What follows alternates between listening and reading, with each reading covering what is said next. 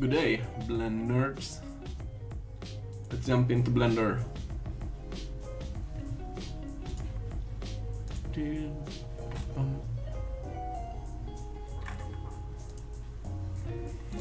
So yeah, this is basically where we left off yesterday. I didn't really get the time to sculpt these guys completely, so there are still placeholders. But the last time I was talking about putting an archway here on top of the stairs, and it would probably go like in this style. I'm gonna lower the music a bit. So the idea was to model an archway and part of the wall, stone wall around here, and then use these stones which I made before, just to kind of place like this in the wall in places and probably scatter around on the ground. So my initial idea was to build the wall all by stone, one by one, but it's kind of boring. So I guess I'm gonna do the wall and the archway, and the next time I should probably start doing the staircase, and the same thing here. The stones I made we can use to place around in the scene, but we should have kind of a model for most of the part of the staircase. So we're gonna start with that. But first, I think this entire clearing is a bit too small. I think maybe, yeah, I have like a player character. So yeah, oh, this one is too big maybe. But it would be nice if the character could at least walk around this area. So we're gonna quickly make it a bit larger. So I have just a curve sphere or a circle as like a guide to get it kind of circular. So I'm gonna, oh, and those are, they are parented to the thing, right? So maybe we delete these guys and we can add them later on.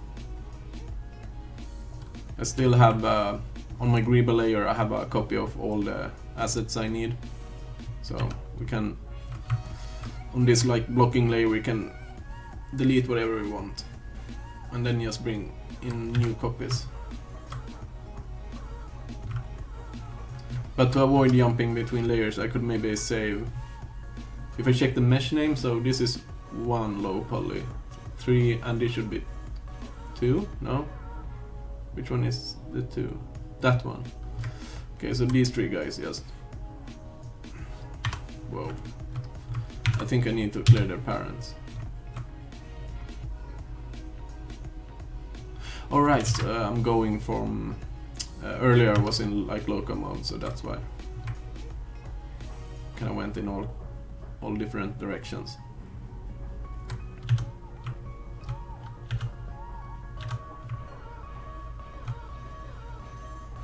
So now I'm just gonna make this area a bit bigger.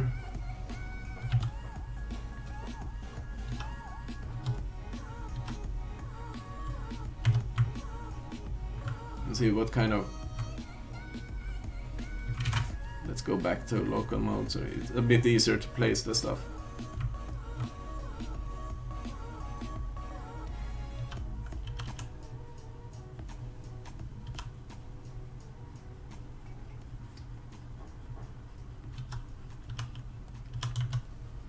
So if you weren't here yesterday or in the previous streams, this scene, I'm kind of blocking it out and doing some layout in Blender just to try ideas and get the scale right. But later on, the final rendering is gonna be in Unreal, so everything is kind of optimized for real time and not offline rendering.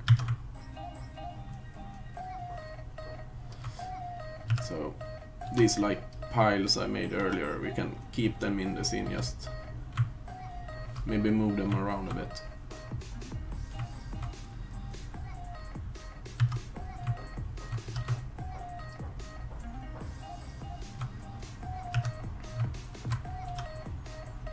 We would try to keep the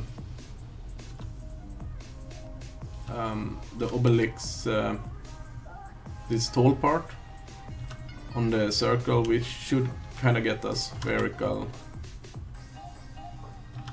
layout. And maybe push them a bit closer. As I said, if you were here yesterday, you kind of probably recall that all this this kind of skirt thing, I'm sculpted stones and stuff like that, so I kind of want it to be in the ground, but a little bit protruding on the top. So the stones are gonna go above. And then it doesn't really matter if the meshes intersect each other, because I think it's only gonna be good. It's gonna break up some of the stony parts. And another thing that now when I move them around, I kind of need to just touch up on the model.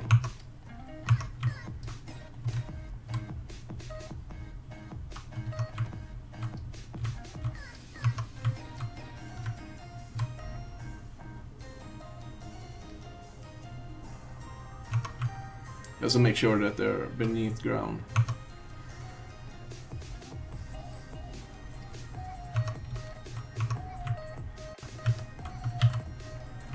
So, I think that's a bit better.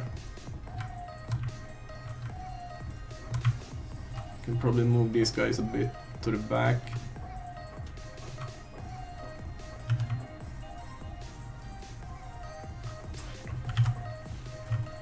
And let's start with the archway.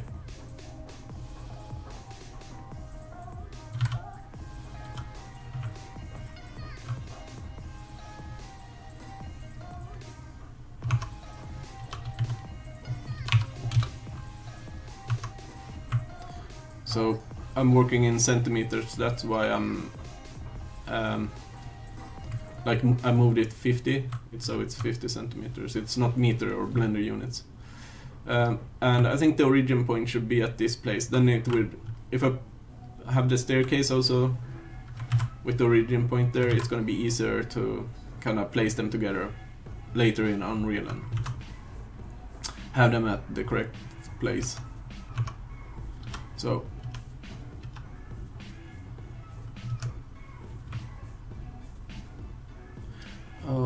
maybe we should be a bit smarter. If I regret that, I'm gonna rotate it. We can use a mirror modifier, so we get the same thing on both sides, and then I can apply the mirror modifier and continue modeling to make it a bit not so symmetrical. And we can leave clipping off for now and turn on clipping later when we need it.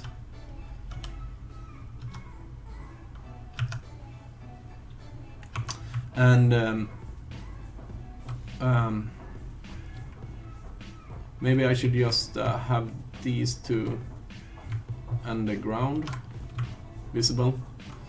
And for the ground, I kind of need to remove the tree particle system. Since yesterday I lowered the amount and used child particles to just populate the scene and try to get some kind of random rotation and scale. But we don't need to see them at this moment.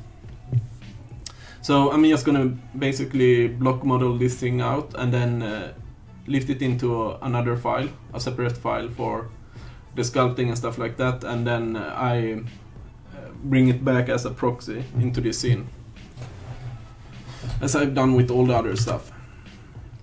And if you weren't here yesterday, I can just open one of the obelixes so you can kind of see where we're going with this.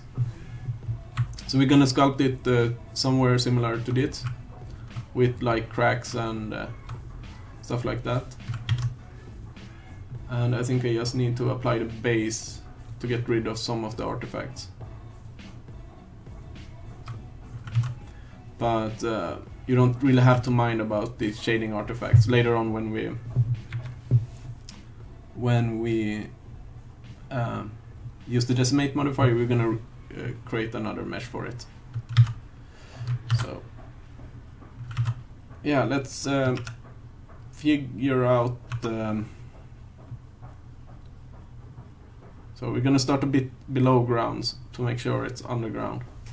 Now we kind of have to figure out the basic shape, and I want like, can I use the grease pencil? No, because I have that add-on.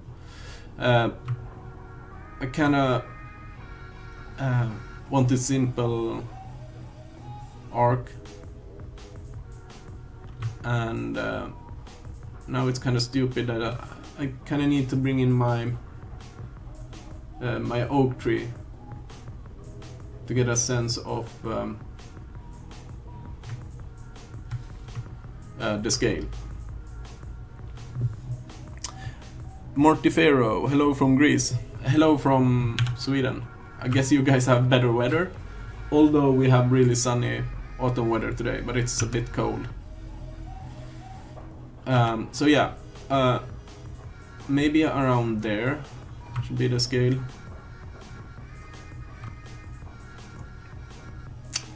And let's see, maybe I kind of rotate it a bit. No. So I'm gonna use this.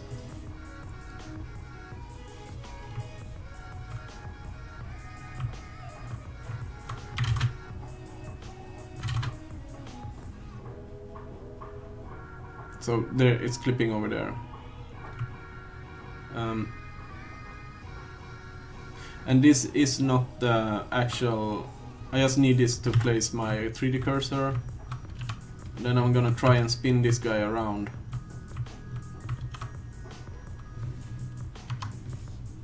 And I wanna go for a more low poly look for the base, so maybe not that many steps. And now it doesn't matter, we can just kinda join them like that. Hello, clipping, why aren't you?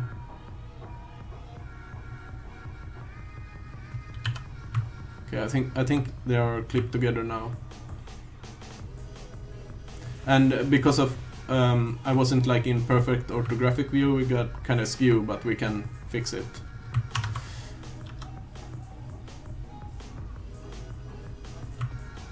I'm just gonna select a bit more,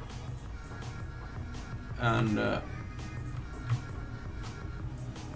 let's put the 3D cursor over there.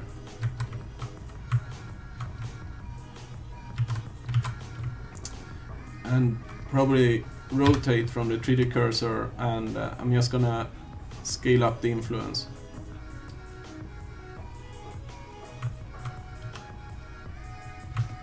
So it doesn't matter that it's a bit wonky, everything has a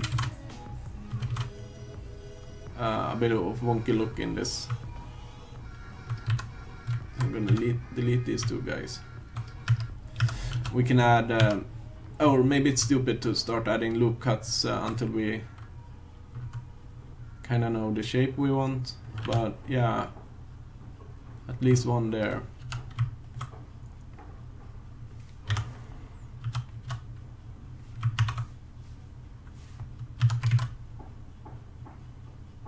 And we make just a bit thicker base, like with other stuff. So we don't really need to put that much detail. We're gonna probably most of the details we're gonna sculpt in later.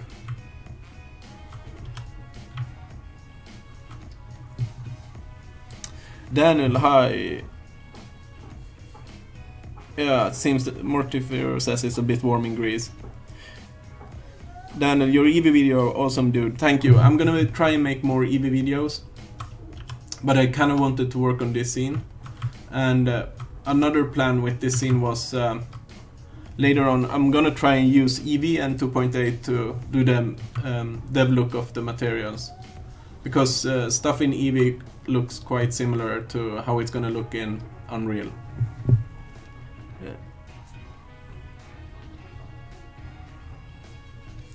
Attila, so yeah, you were here yesterday. I'm gonna make the archway and a bit of the wall, and then I'm gonna use those stone assets I have to just scatter around and place in the wall and stuff like that. Adventure file, hello again. Yeah, you were in the first stream. So, maybe if I rotate this with a bit of influence.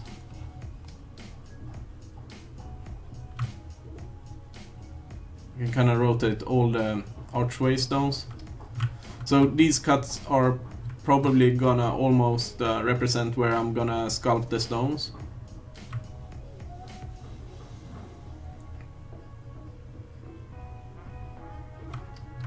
So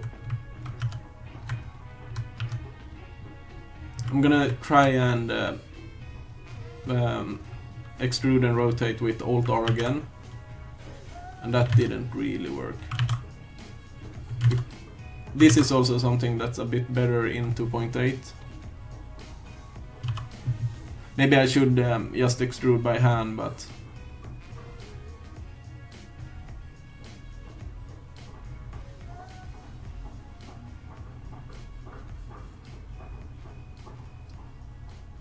so this trick is really, this part is really tricky to move with just this value inputs, and that's improved in 2.8. You get a 3D manipulator to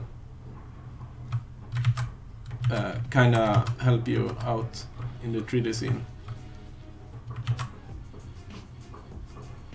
So I'm gonna Alt-S scales along the normal, but I'm gonna scale down the influence, and it looks wonky because I'm doing it with a Wacom pen. I don't have a scroll wheel, so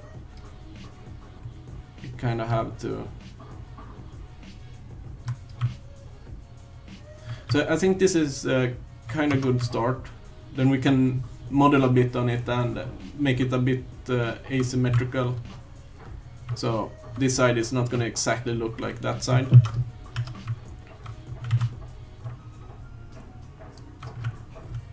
And probably everything has is a bit too thick or big for the scene compared to all the other assets.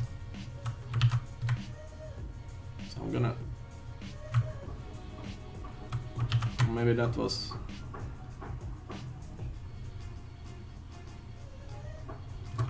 maybe something like that. And I was thinking of, when I'm gonna model the staircase, I'm probably gonna put a little bit more stuff here, so if we turn on the, so we kind of want to lead the player. He's gonna start somewhere here and kind of lead him up to this part.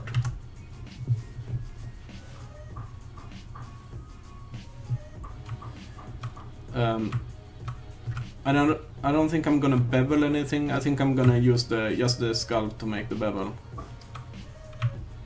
But yeah, I'm gonna do it like that.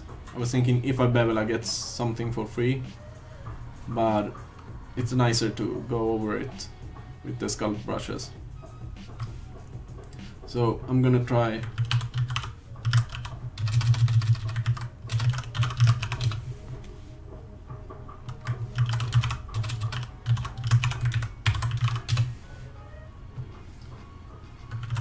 and remember to rename stuff.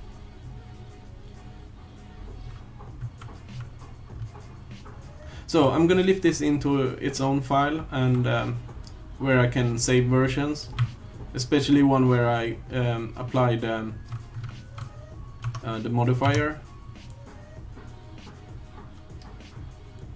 It's gonna make sure it's clipping. It kind of looked weird.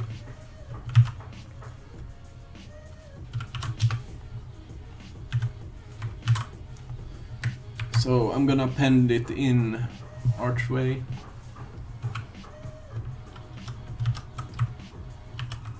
Where we can like apply all the or reset all the rotation and stuff.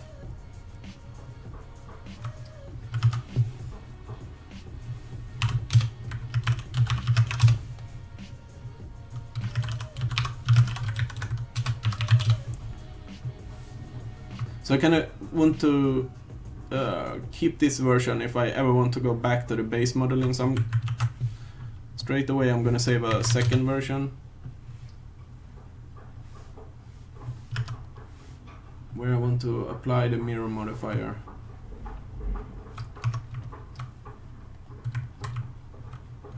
And now it's gonna be a bit hard to like extrude stuff without having that circle, but you can kind of just follow this path we already have. Somehow it doesn't. Whoa.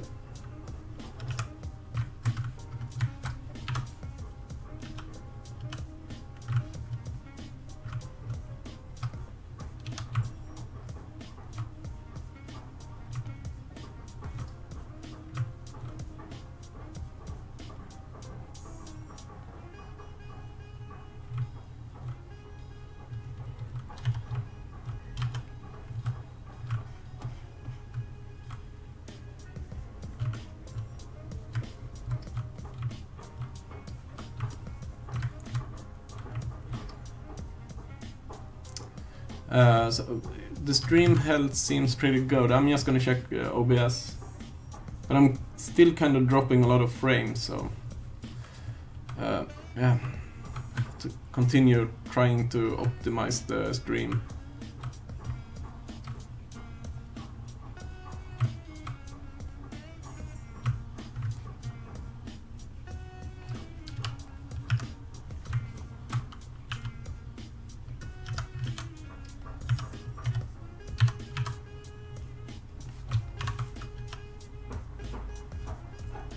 Where is my circle?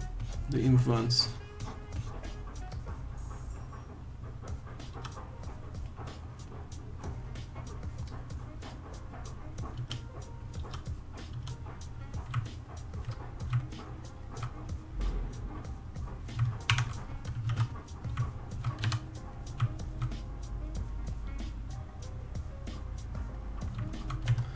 So yeah, I think we can just start sculpting. Actually, I'm pretty happy with the base shape. It's kind of asymmetrical.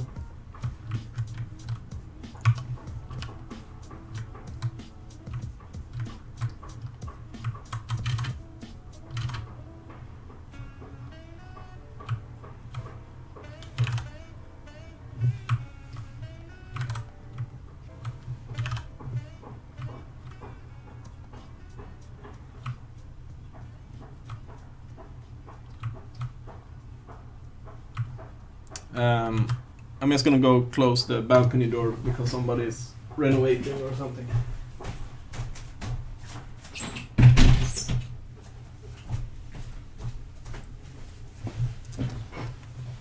And if I want it more asymmetrical, I'm probably gonna do it with the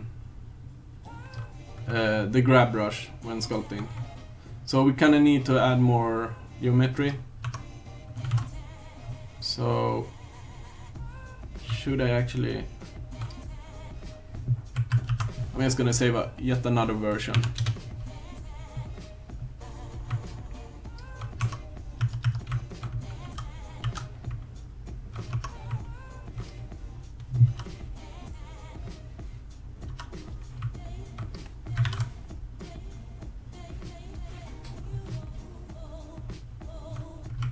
Whoa. Oh yeah.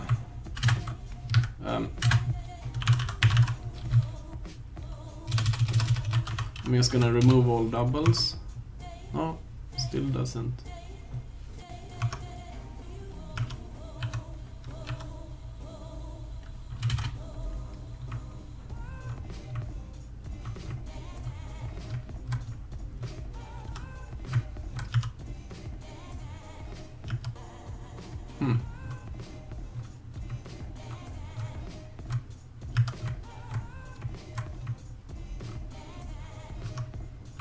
don't know why I get that shading thing, but maybe we can fix it with sculpting.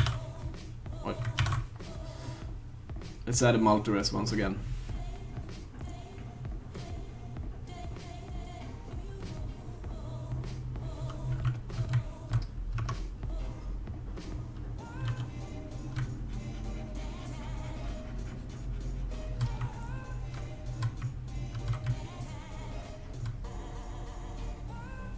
Oh well. I don't really know why it should do this seam.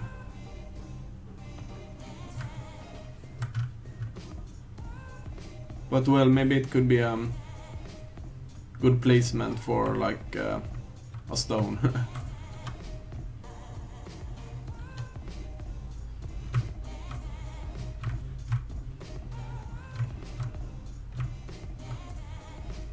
So just gonna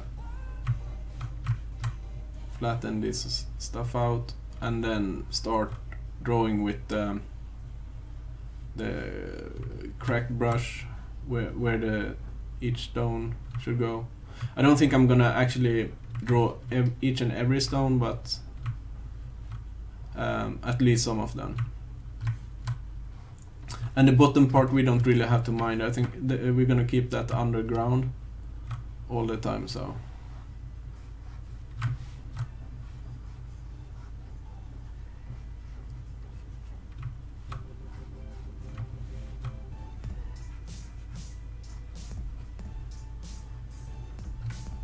And we don't really have to be super careful here. We can, since this is, it's gonna be the high poly, I should probably rename it also.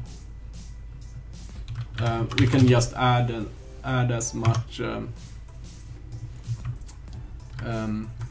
sculpt layers as we want, and alter the shape, because later we're gonna generate low poly version with decimate. I'm gonna do that off stream because that baking stuff usually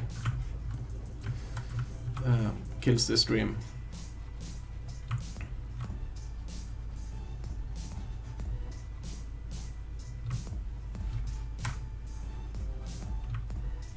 I think that's also why I'm dropping frames, all any like GPU or CPU lag.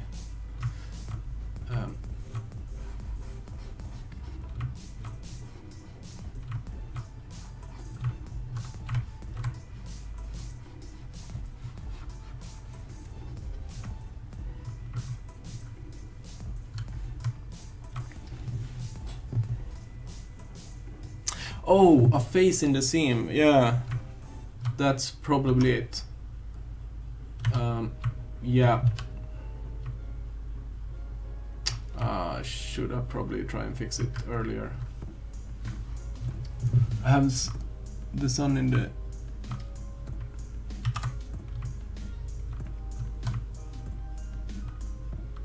I'm just gonna do like this,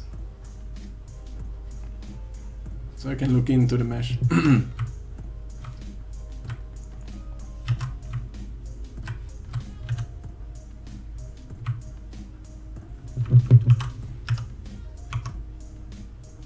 And probably, okay, it looks a bit better.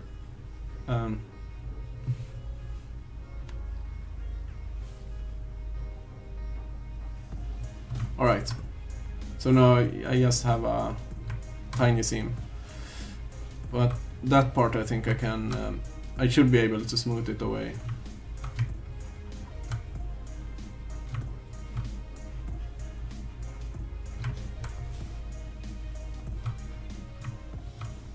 So this model was, it's kind of wonky to navigate the viewport in Blender sometimes when you have very large models, because it feels like the pivot point of the, when you rotate this, I don't know where it is, but it should be around the selected, but when you move around like this, it's probably just projected somewhere. Whoa.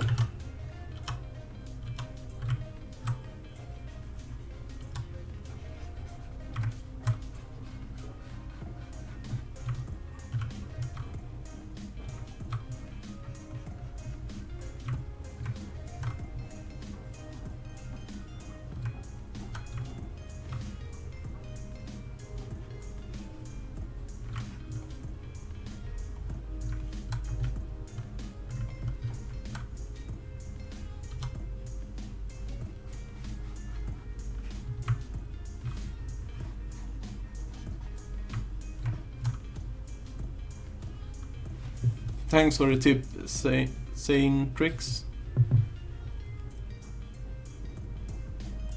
Adventure Files ask if what are you using for the comment overlays. So it's called Streamlabs, and you can get Twitch comment and YouTube comments and stuff like that into your OBS streamer. I guess you can get it into whatever software you're using, because it's just a web-based service. So if you're using any other software, then I'm using OBS, the open source one. But if you're using anything else, you could probably just get those little HTML browser windows into your stream, so then you can get the comments. And it's picking up YouTube subscribers also, but the overlay is only visible when you like subscribe while I stream. I noticed like most of my followers are off stream, maybe because of the 2.8 videos, or yeah, I don't know, but if somebody subscribes in stream, there's also going to be an overlay and stuff. So this part, since it had the theme, I'm gonna do the first. Whoa, I shouldn't. I'm not gonna use this menu because it kinda lags so much. I'm gonna use this one. So I'm gonna draw the first place where we're gonna have like a seam for the stones.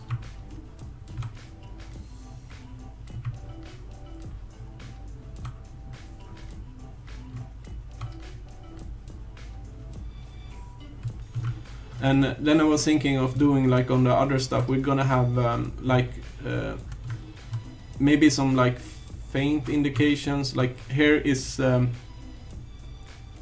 one of the other like mesh seams. So we're gonna do something like that, I think, and from it, whoa, we're just gonna do some of these cracks.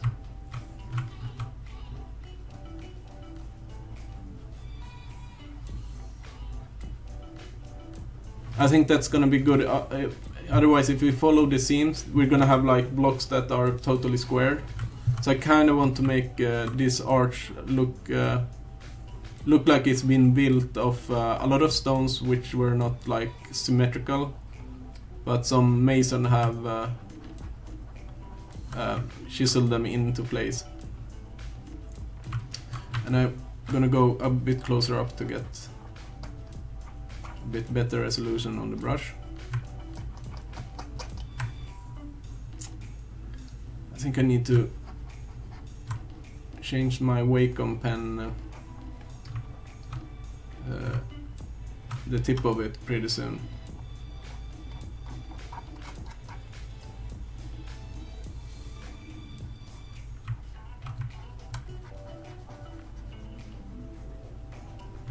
So what I basically do is I just paint the cracks with the crack brush. And this is the Orb's brush pack. There's a link in the description and stuff like that if you want it. And there was a Blender artist thread recently.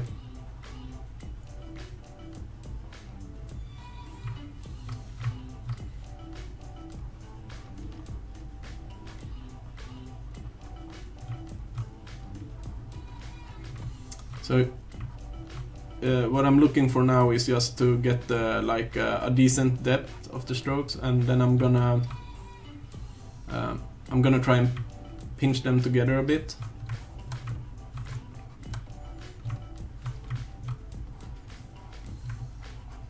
So I'm gonna do that in a second. And the one thing that is kind of risky is to be too much zoomed in, which I was. Because it's easy to go way too detailed. But I'm just gonna do this, guys, so you can see the general process. Then I'm gonna be zoomed out and do like a bunch of these strokes.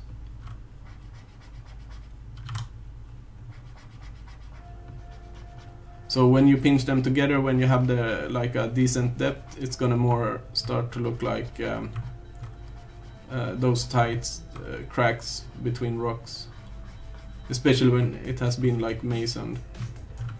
I think I need to smooth out this part a bit.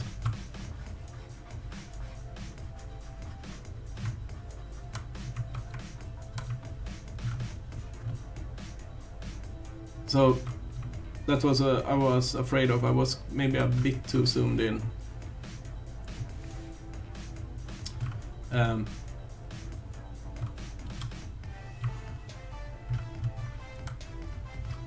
So the next one is gonna probably be there. Whoa, did I just get the double one?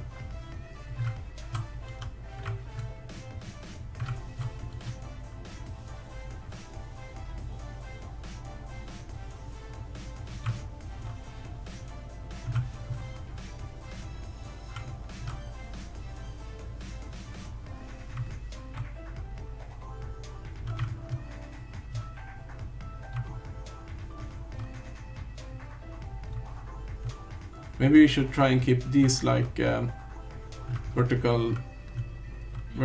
or horizontally aligned to this one, like the center one. So I'm probably just gonna make this crack go up there and kind of disappear.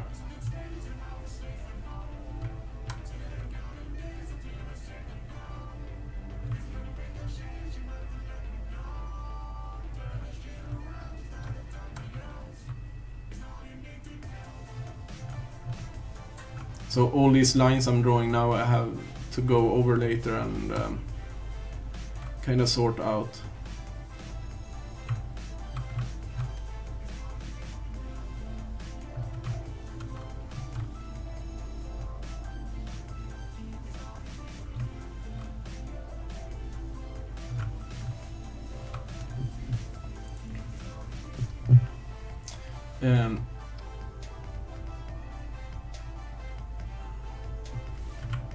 So I have these on these notches on the things I call the obelisks, those four guys. So I'm just gonna add some of them. They can also later help out where to place cracks and stuff like that. Oh, maybe that's a bit too repetitive.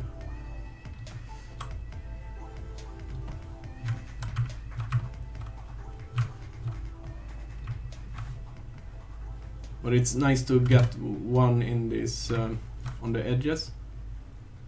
If I can get it to draw.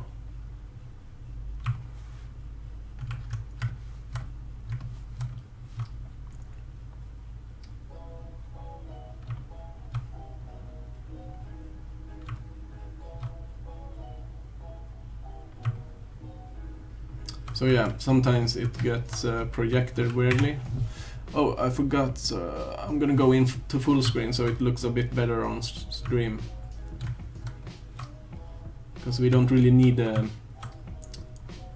property window and stuff like that anymore. We just need to focus on this.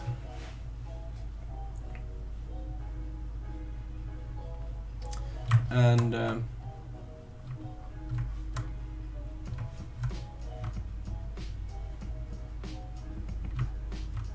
so this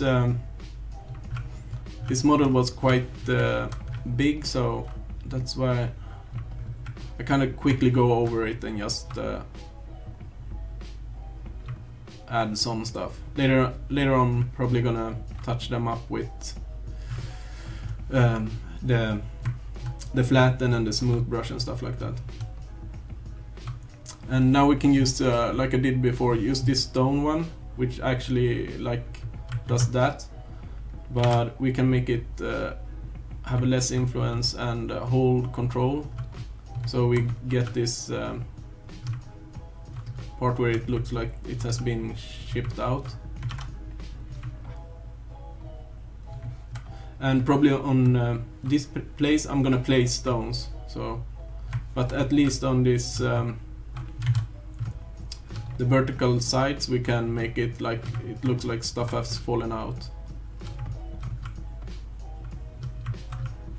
So actually trying to go through the model pretty quickly.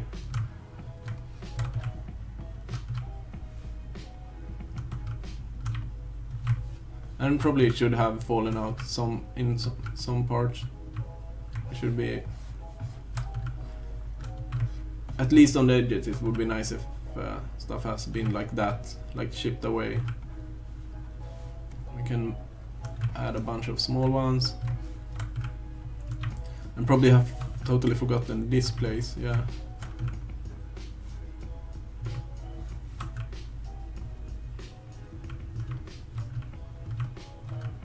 The inside. So maybe I did too much, but never, let it be. We can let it be there. So now we can start adding some stones here.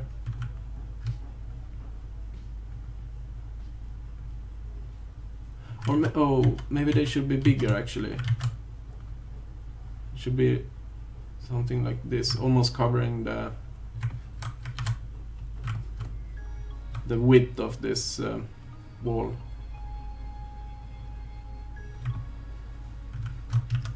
So I can do it from top view, I think, and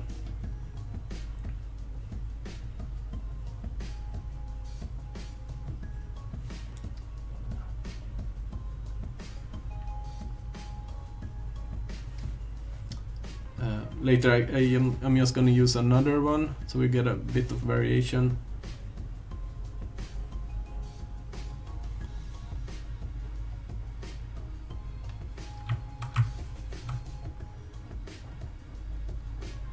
Well, where are those strokes going?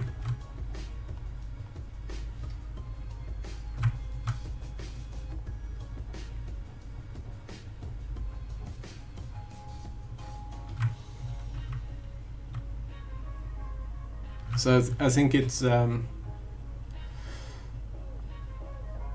bit problematic to when it's casting in ortho view, but sometimes it seems just like the strokes are going away.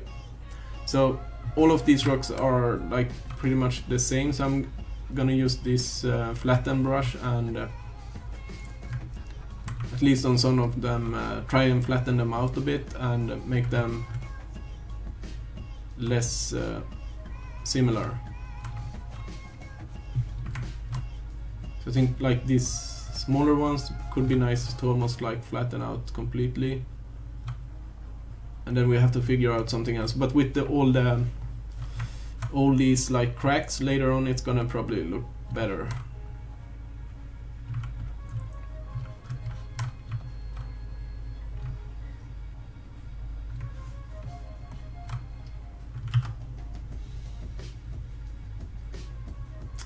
And I kind of have to remember to save from now and then if it crashes or something.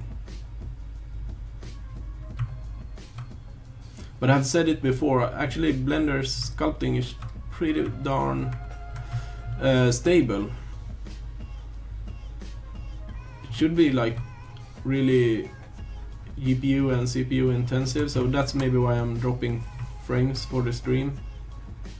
But compared to like baking, that kills the entire stream. I don't have a second computer, so I stream on the same machine I work on.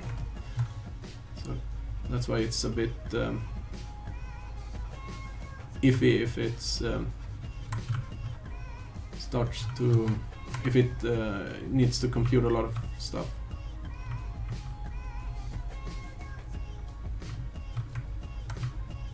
Whoa. And I think I'm not gonna use the rocky surface brush, this one, until I put down the cracks, because then I can make some of them smooth and some of them a bit jagged. So this upper part probably just need to add some more details.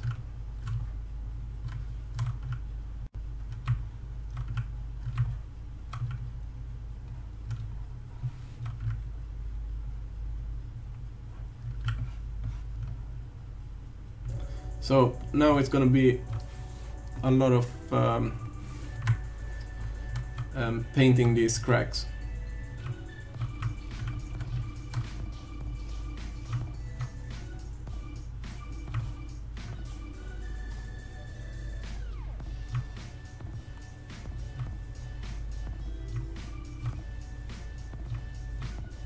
And maybe we can follow some of these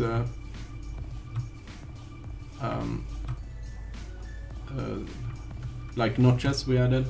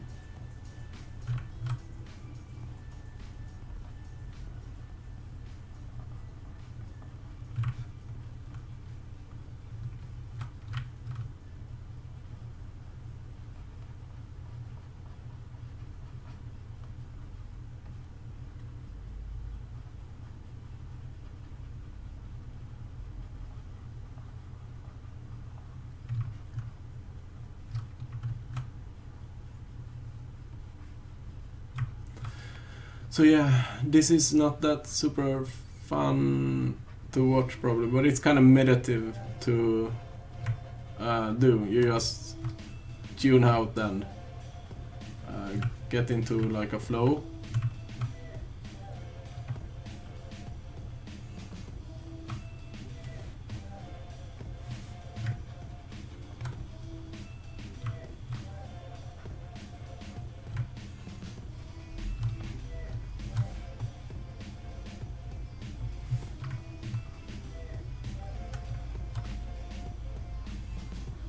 So I'm thinking of doing all the cracks and crevices first, and then later I'm gonna go with the pinch brush and try and pinch like all the stuff I done,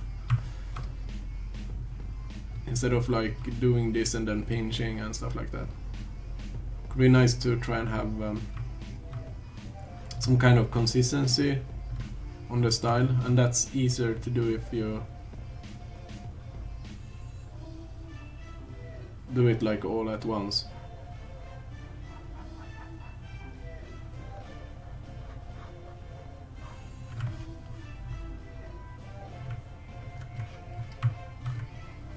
But if you do stuff like that you don't like, you can just smooth it away, kinda.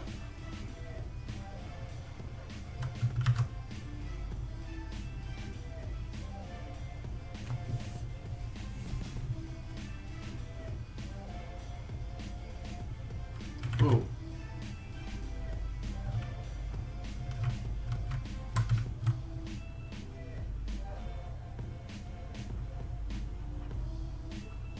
So I think the general idea is not to paint the entire stone. You kind of just focus on the corners of the mason stone. So you kind of, the brain fills in that there's going to be a stone here and stuff like that.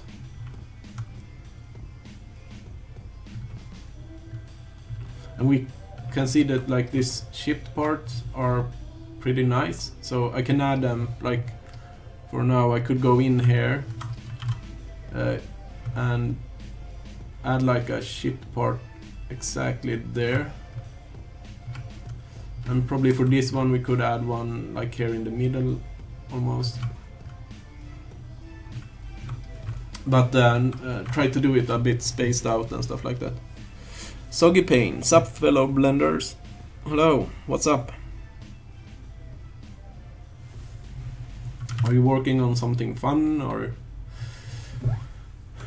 It would be nice to know how many Blender users are mainly doing stuff for the offline render, or how many are targeting like real-time game engines and stuff like that. I guess it depends. I mean, sometimes I also do offline renderings, but lately it has almost only been commissioned stuff, like I do for freelance. I don't have like a animation project or anything like that going on. So then for me it's whoa, that looked weird. It's more fun and challenging to do this like real-time assets.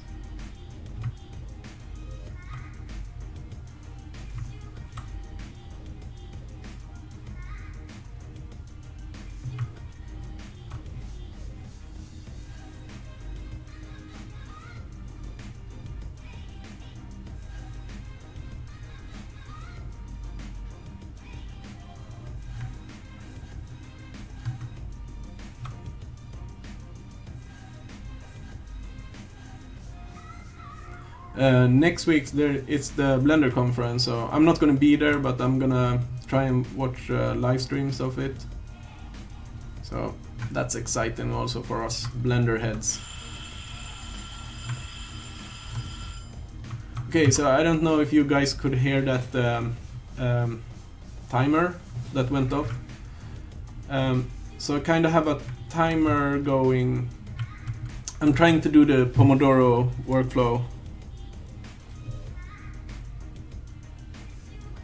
The digital sky is what's up, my friend. Yeah, and also Z-axis. Z's up in Blender, Unreal and 3D Studio Max. I have a couple of friends that are using Modo and start to use Blender. And one thing that's annoying them is Z up. I don't know why. For me it just feels natural. Oh, actually this part became a bit too blotchy, so I'm just gonna fix this pretty quickly, and so it doesn't look like it the wall is sick or something. And we could also go in with like the clay brush and adding strips if we want something to be more, if we want to add like strips or volume.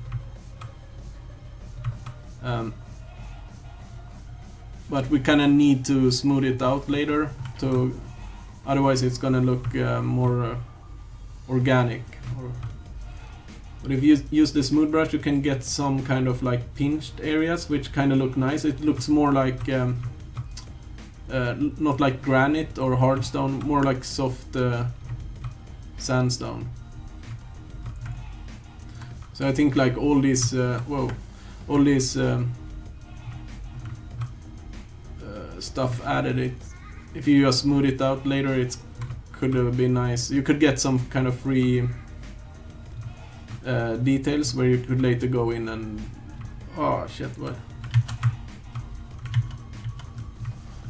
later go in and draw those cracks in the stone.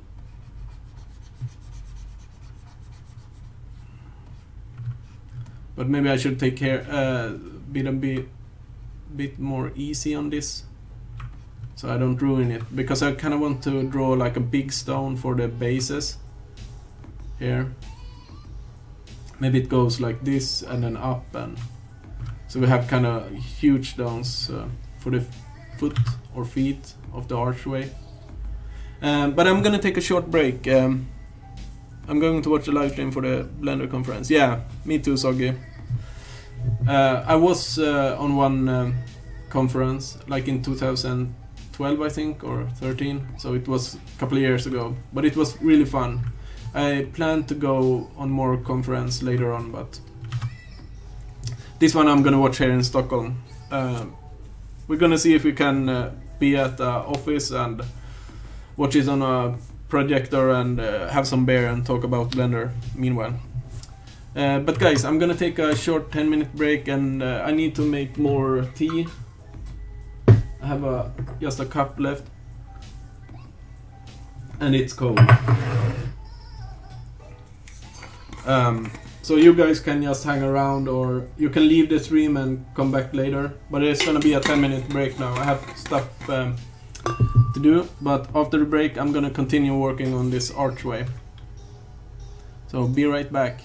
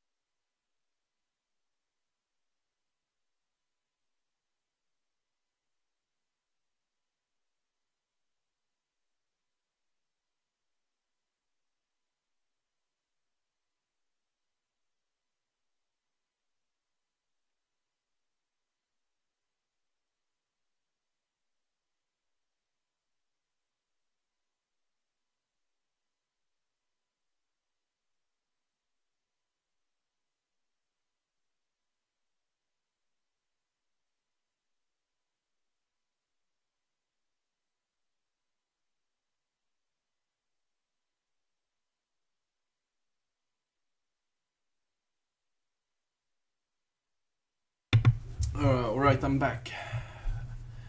I really needed that break to make a new cup of, or new can of tea for my voice and throat today.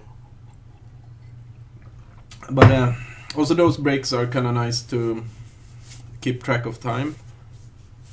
So I'm just gonna read the chat. I'm gonna watch live. Yeah, gotta bake the tea after modeling the mug and doing the tea simulation. Yeah, I wish it was that simple so you can do it in front of a computer. I did something similar now. I'm pretty good at modeling bays.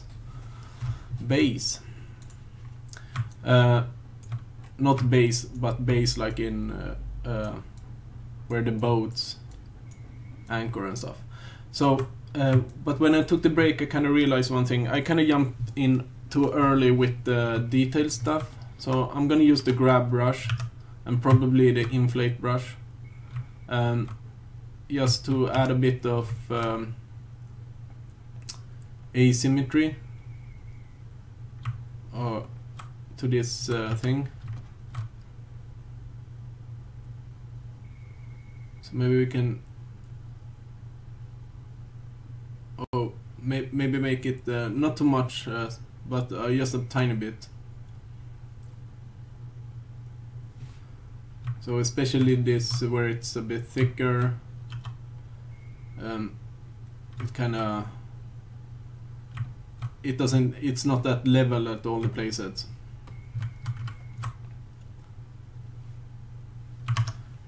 Wait a minute, what happened with the music?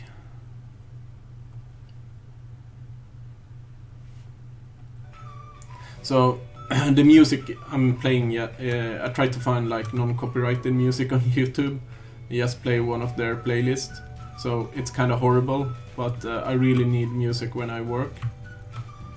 And usually it's Twitch or SoundCloud.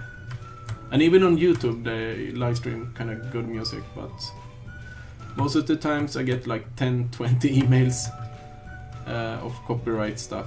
And in worst case, they're gonna try and, I guess, bring down the video, or you get a muted track, which is kind of bad, since I do a lot of talk over. But anyways, let's continue with this.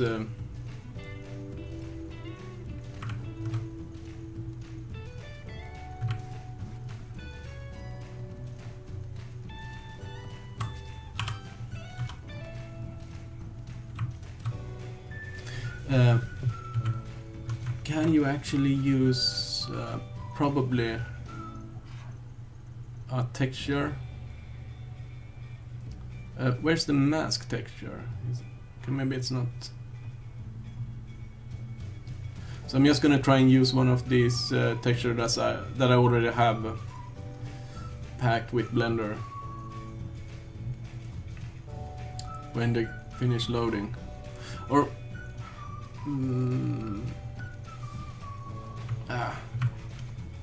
never mind. I'm just gonna inflate some parts.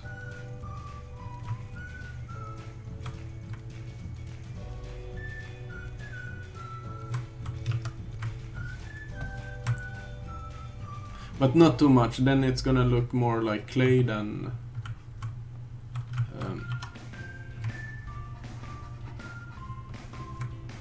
some of this grab brush really did mess up the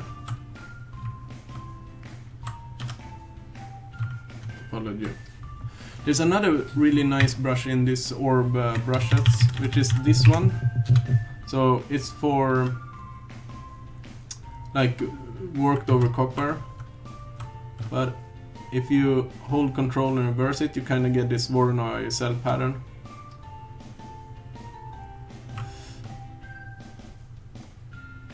But yeah, maybe not. I'm not gonna use that one. I think when I draw all these cracks, I'm gonna have some kind of pattern. What I was thinking, maybe I could get something for free. So yeah, now it's a bit more asymmetrical. I was also thinking like this chipped away part, maybe we should do one of those, but like more severe. So I'm gonna try and paint it by hand instead of using one of those anchored stamps by like cutting away a lot of stuff here. So we kind of get this edge, and then later we have to fix all this stuff, but cut away the edge.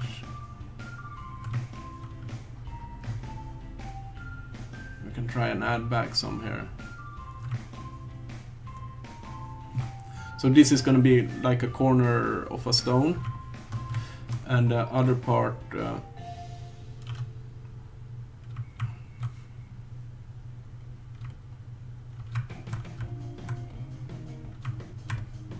it's going to be like a entire stone or something has fallen away.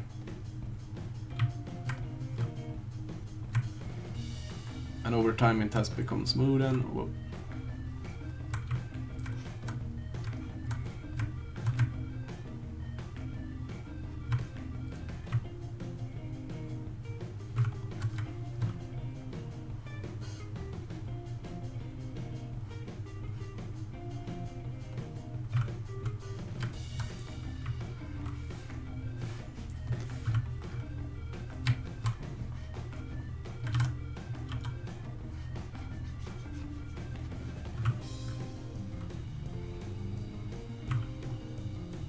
So this top part was kind of hard to reach, but I think that's okay. It's a bit too rounded. Maybe if I can, I could probably try and pinch the entire part.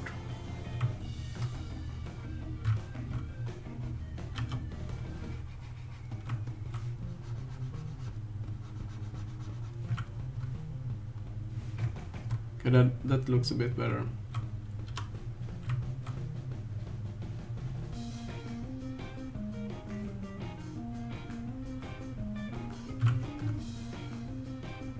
Oh, it's got a bit inflated, I have to fix that. And then we continue with drawing the cracks instead. So I'm probably not actually finished with that part, I have to go through it.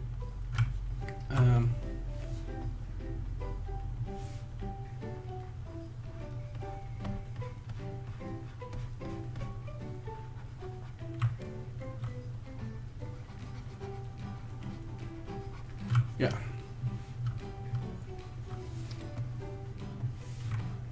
So I'm gonna try and go from one side completely around, like this, the right side here. And then I'll probably go down here and to the left. So I will try and do these general strokes, zoomed out, and then go zoom in and do the rest of the parts.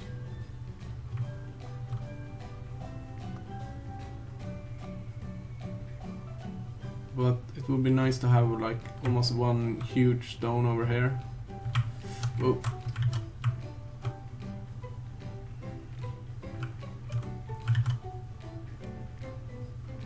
It shouldn't be this zoomed in, but it's hard to otherwise follow that.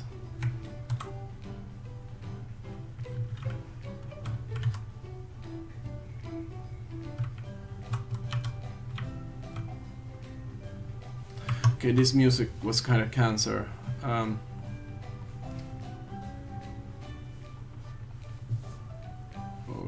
just gonna change it. I can't model, says Soggy. I mean, I know the basic, but I'm more of an animation person working with rigs. Animation is really nice. If you work with rigs, do you create them yourself? Or do you have you tried use one of I mean, most of you guys probably have tried Rigify, but there's one rig called Auto Rig Pro, and it costs money, but it's amazing so far. I haven't really used one of the latest version because it's kind of updating all the time, but you can do bipeds and quadrupeds really easy.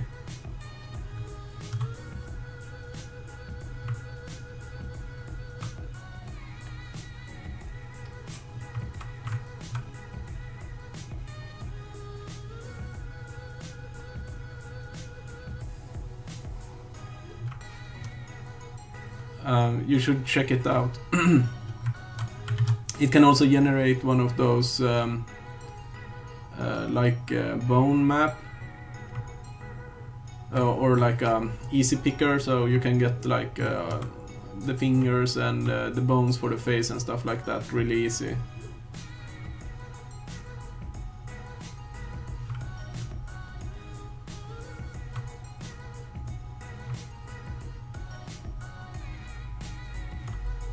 I don't know what I did now.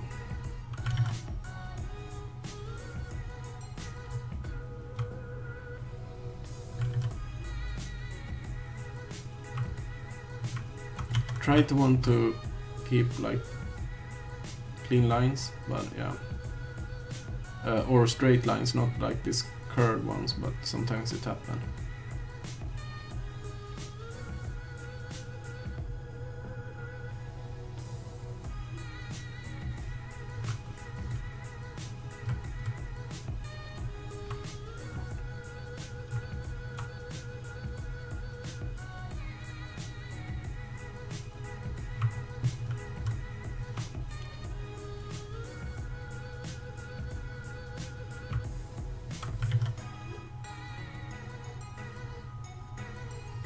Oh my god.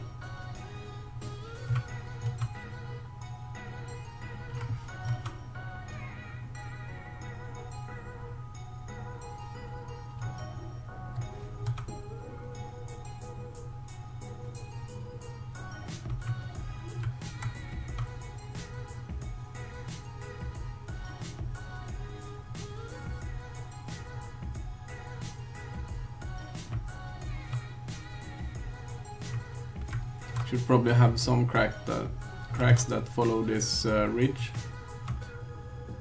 since it's supposed to be like a different part of the wall.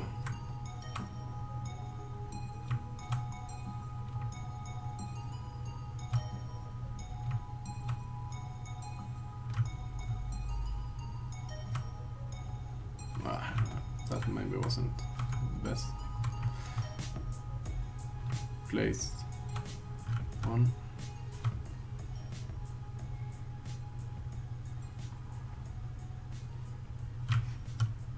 Oh, I'm too zoomed in once again.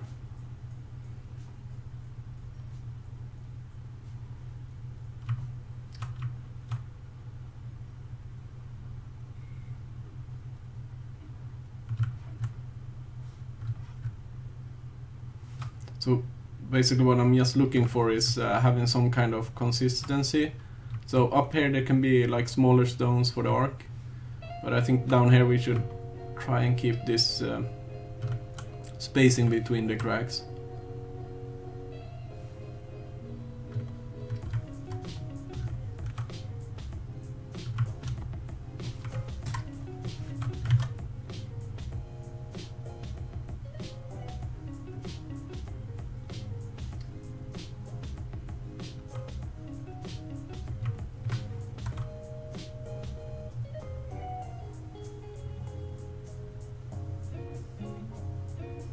It's not like an exact science, but start doing something and try to keep just have some kind of consistency.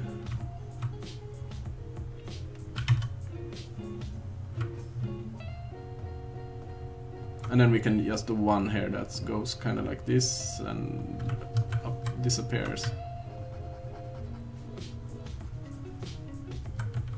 Right, so I think I'm gonna start from this point now and work backwards and do the like do the details. It seems like use animation. What is Jason saying? I have to read the chat for a while. Well, I saw the notes of Blender 2.8. There's gonna be a skin selection type of rig. Yeah, you can actually download that somewhere. Was it Campbell Barton's like GitHub? I think there was a rigged guy where you can select on the skin face maps. It generates from weight map, I think. I think also it was weight maps, or it could also be vertex groups. I think it was vertex groups in that case. So when you click somewhere on the model, it's just gonna, I guess, see what face you're clicked on and which vertex groups those vertices is a part of. We can take a quick look at that. I think I have the files downloaded and stuff. So I'm just gonna save this blend file and quit this blender. It's probably gonna be black for you guys, yeah. Wait a minute when I start 2.8. Because that Autorig guy, I think he made something similar for his add-on.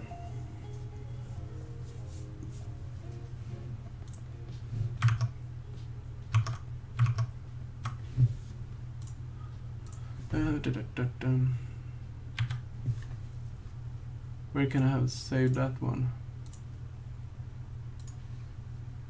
So yeah, Vincent. And I think I need to run this script, if I remember correctly. And now I can just click and select. So this one is like inverse kinematic also, which is really nice. But I can't... Can I rotate this one? No.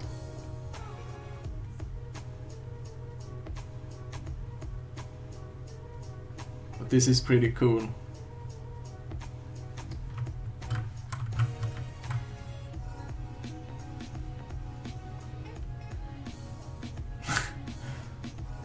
This guy kind of has the same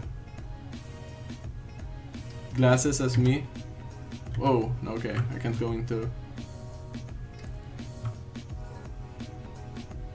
I can't go to material view.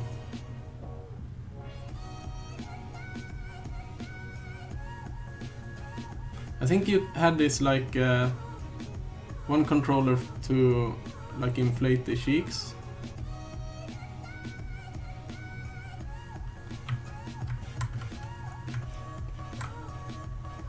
So yeah, this is pretty dope. Foot rolls, but it's kind of hard to know which one you are gonna rotate or move.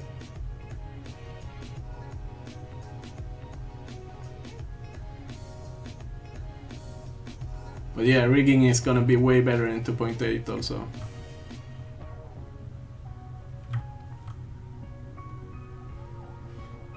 A knee roll, yeah. Somehow they're still selected, these guys. I don't know how to deselect them actually. That guy. So the face maps, I think they're connected somehow to all these vertex groups.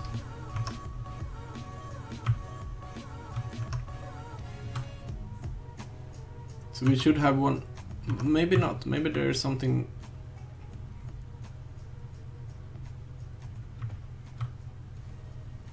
I don't know how else to do it. Do they have like, is it something like OpenSubdiv that it's generating textures or something? Or maybe it's just the bone weights itself, because these guys has to be represented by at least one bone or more.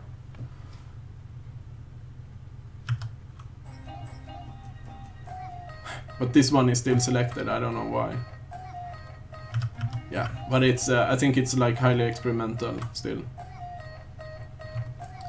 But it's really cool. I'm gonna quit 2.8 and jump back to regular Blender 2.79.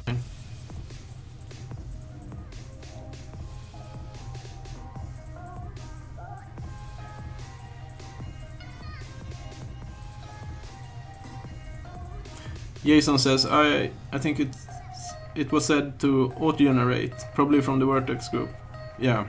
Oh, I should actually check that Python script, what this was doing, because that would probably give some hints. But yeah, it's so experimental yet. But all the stuff Campbell is doing for like the mesh edit stuff, everything looks amazing for me. Like all the 3D widgets for the stuff I did when I did this, like extrude and rotate. To have a 3D widget for that is amazing. So you don't have to like I did change numbers in like an input field, which is really wonky and hard to like if you're gonna do something more artistic, it's horrible. But if you do something like from a floor plan or something, like where you know all the angles and stuff, that maybe then it's make more sense to have those like number inputs. But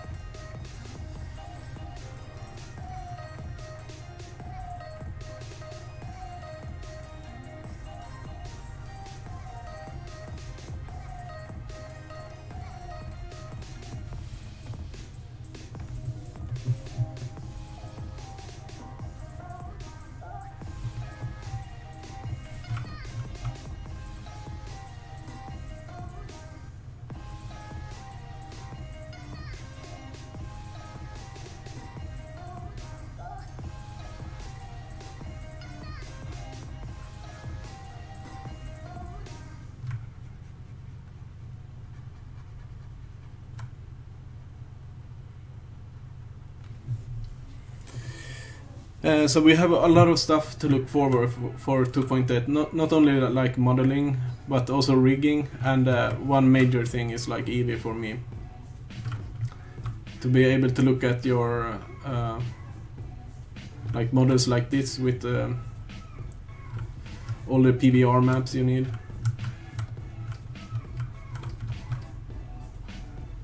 And especially metallics looks kind of weird in 2.79.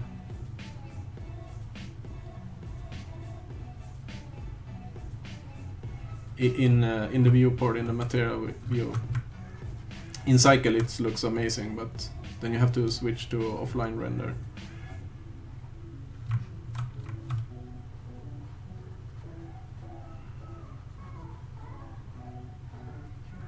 But if any of you guys watching are in Stockholm or Swedish, you can. It's gonna be a meetup at the 2nd of November, so it's after Blender conference and everything, and it's gonna be pretty fun. I think I mentioned it a couple of times, but I think if you're here and miss it, it's gonna be sad. So Daniel is gonna turn up, the guy from Goodbye Kansas. I think their studio was called Black, but it's part of Goodbye Kansas, and he's the one who did the Wanderer model for for the 2.8 splash screen. So it's gonna be nice. I'm gonna ask him a lot of stuff about 2.8.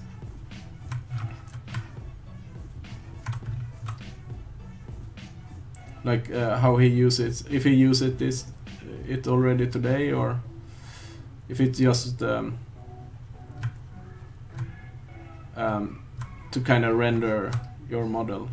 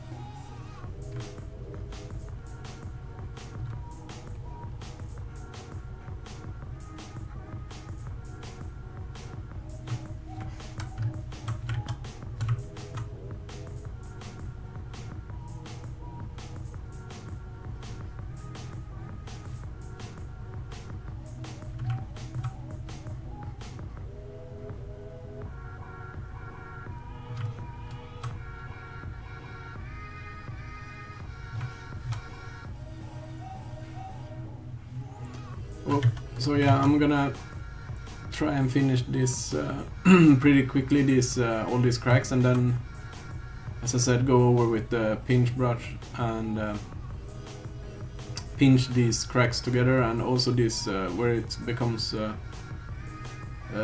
like wider in where there's more like spacing. I'm gonna pinch that also, these parts.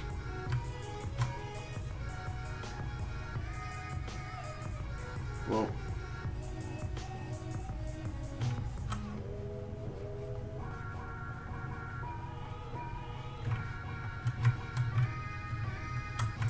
So I'm gonna smooth that one away and maybe try and zoom in, just make regret.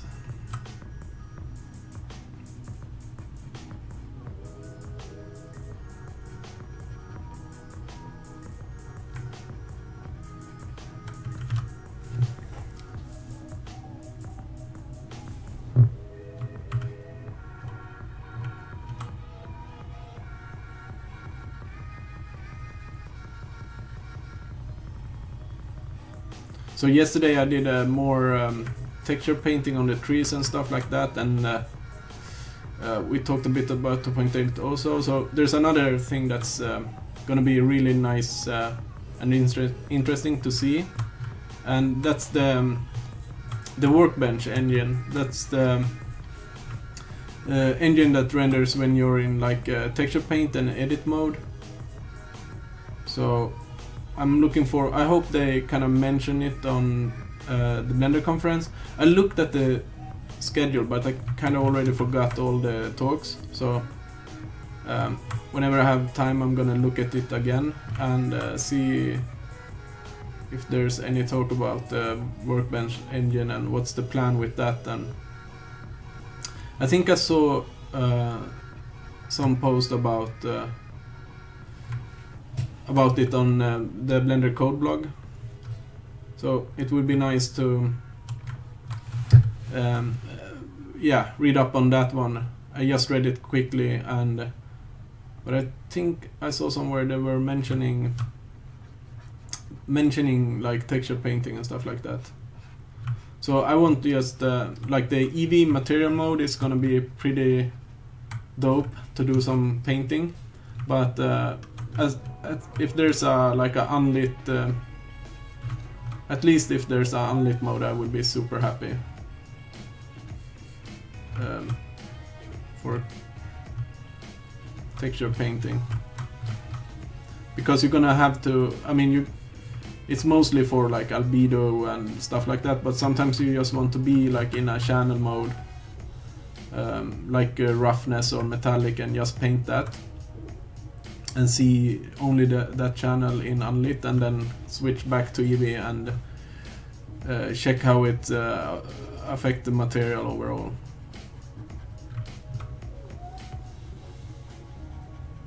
But I guess there's gonna be something like that, which is already in texture paint today when you go into like texture mode. Okay, what were I thinking about this one actually? I don't know. Let's just keep it like this.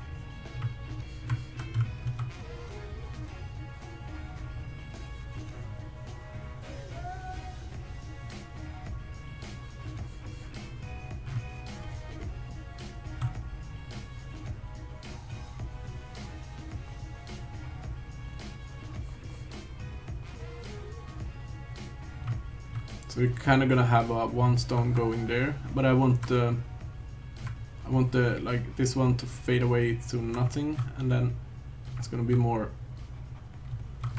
visible here in this corner.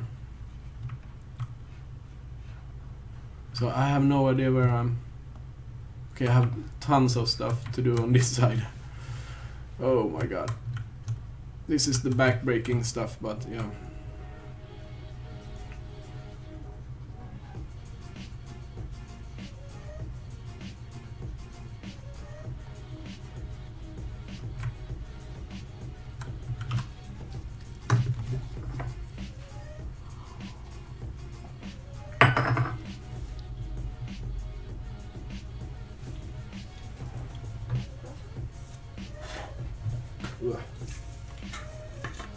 Tobacco. I tried to quit. I'm gonna... It's like Swedish, not chewing tobacco, but it's stuff you have under your lip. I'm gonna try and quit with it. Nicotine isn't good for you.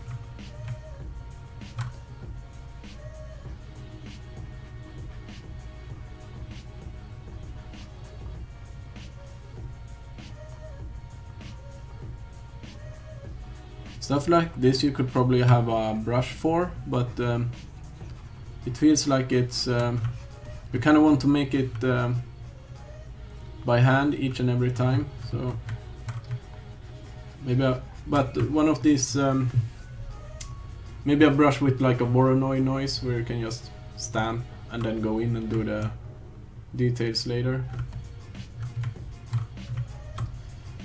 Maybe it would be worth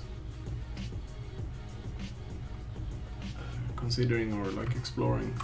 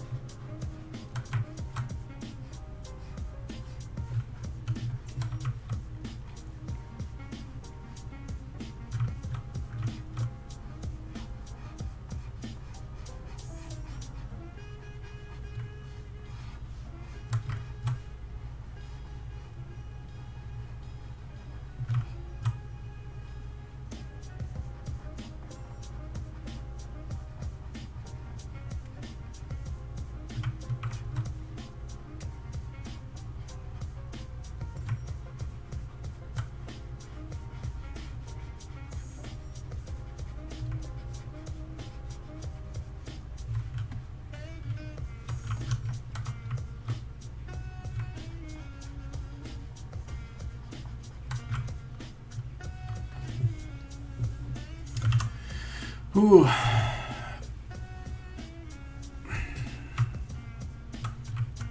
Almost, I think like 50% done on this one.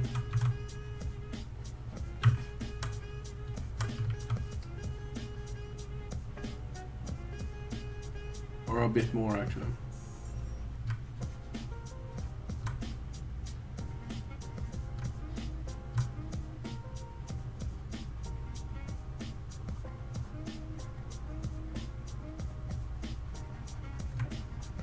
You could do this for like an entire day. Just this, like the detail work.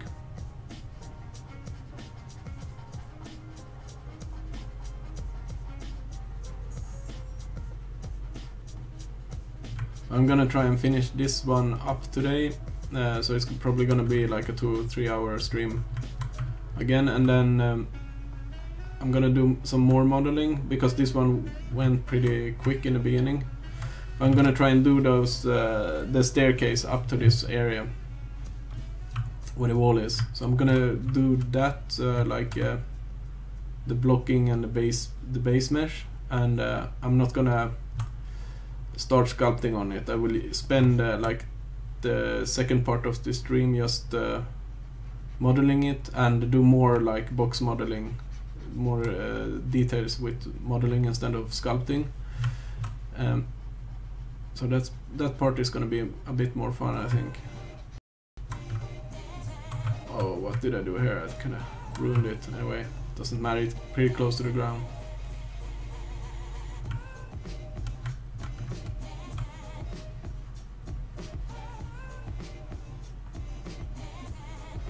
And probably this weekend I'm gonna spend some time trying to make a playlist out of royalty-free music which I can listen to, so it's not always gonna be the same music. I think this entire part I just need to kind of smooth away, I think. Oh no, I had a stroke down there. Okay, I think I'd have to do this. I'm gonna pinch it away later.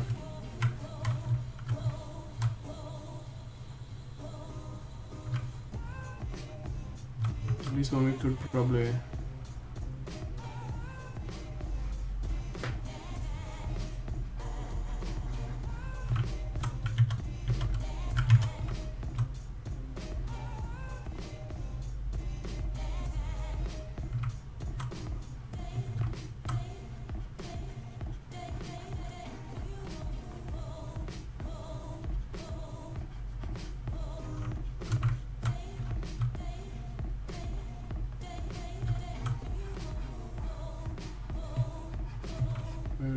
Yeah.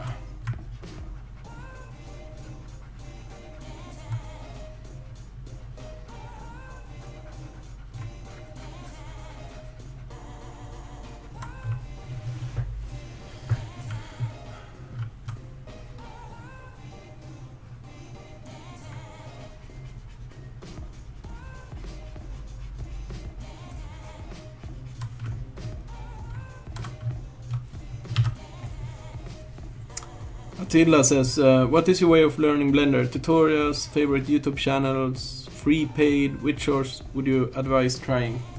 I don't know. I've been using it for a while, but most of the time it was just as a hobby or like on my spare time. So back then I think I watched like Andrew Price. Blender Guru is kind of good for the basics. I kind of liked CG Cookie also. It's called Blender Cookie today, I think. But back in the days it was like Blender and Max and something. They kind of have good tutorials. Nowadays I don't... if I see a tutorial on like 80 levels, 80.lv is a really good channel. I can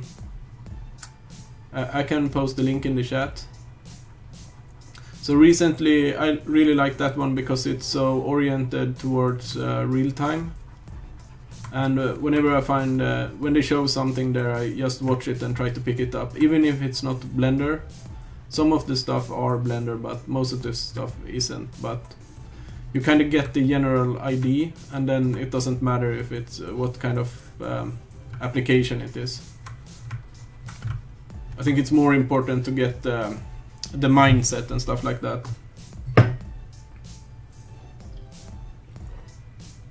So I haven't been sculpting that for that long in Blender. Been using Blender since 2.4, and I mean I tried sculpting and stuff like that, but I really never liked it until I found these brushes, and then I was like, okay, I'm gonna give sculpting one more go, and suddenly it was way more fun and easier to get your like get the idea you had into Blender and get it done. So I'm just gonna tab out and post that link because it's a great site.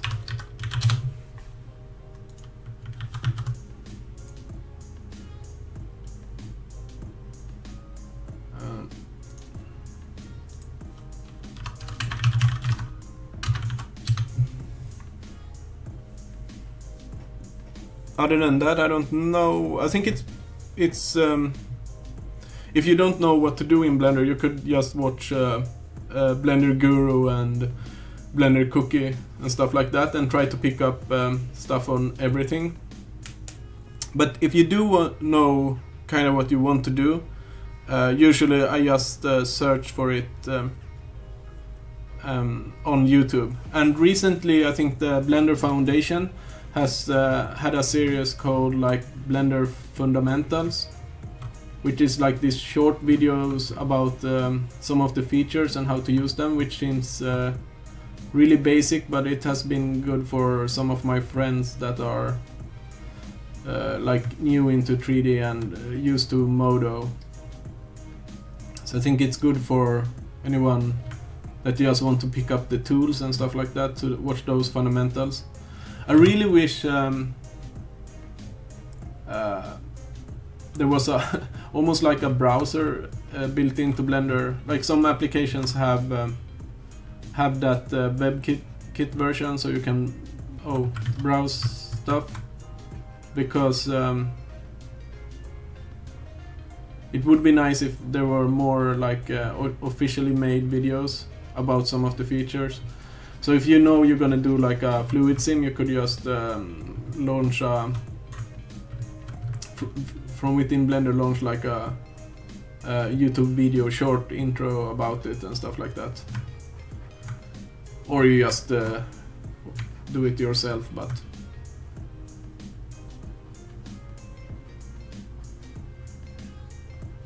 that seems to be the only issue for me nowadays, that I forget some of the like settings and features.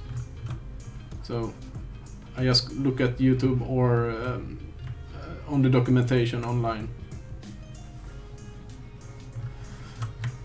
because some of the naming is weird or you don't really know how to achieve some features.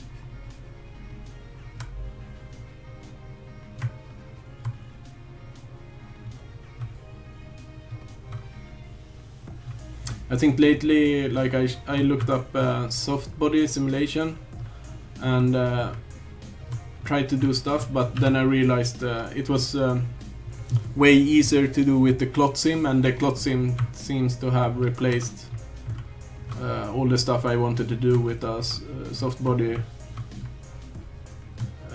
simulation. But stuff like that I usually just look up and then, yeah, I remember now. Clot sim is better than soft body and stuff like that.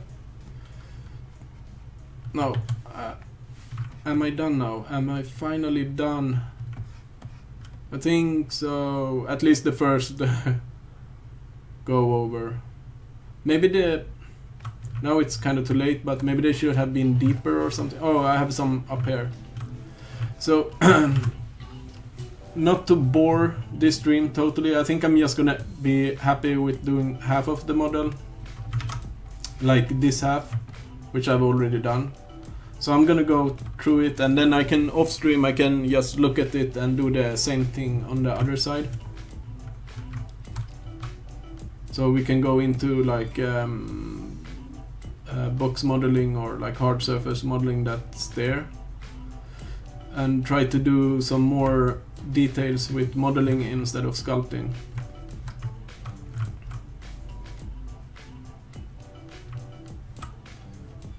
But recently also, like not with tutorials, but I found like Sketchfab is a great way of learning new stuff just by watching the final product of others.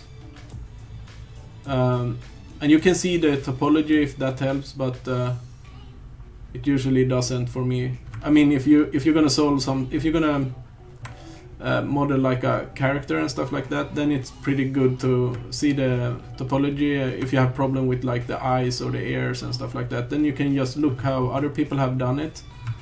But other than that, it's really nice to get more inspiration about the style and stuff like that. And you can, just by looking at, get ideas how to do some texturing and stuff like that. That's also, I think, why I like that site 80 levels, because you can just spend a couple of minutes looking at it, or like a half an hour, go through all the posts and kind of see like, oh, that was cool. That was a cool like art style or something.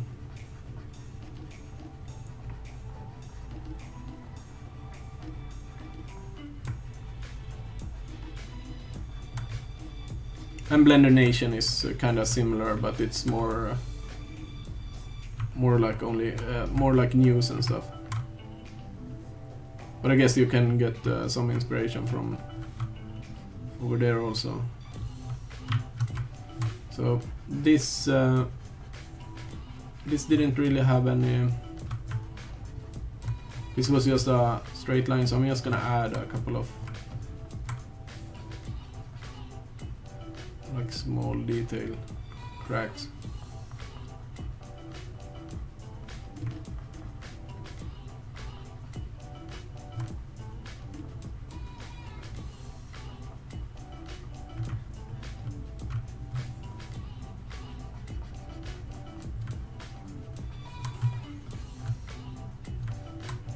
And I think after this, when I'm done with this scene, I'm gonna do a short video about just this kind of workflow where you start with like a box model or a base mesh, and then go in. Oh shit, this is not looking good. Oh, wrong brush. Where you start with like a box model, and maybe I can just flatten it out like this, yeah. And you do like a high poly version, and then bake, like go over all the bakings, all the maps you kind of want and need for a real-time game model. And with that video, I'm thinking of what I'm looking for in tutorials is where they kind of explain the ID behind it and why you have to do stuff.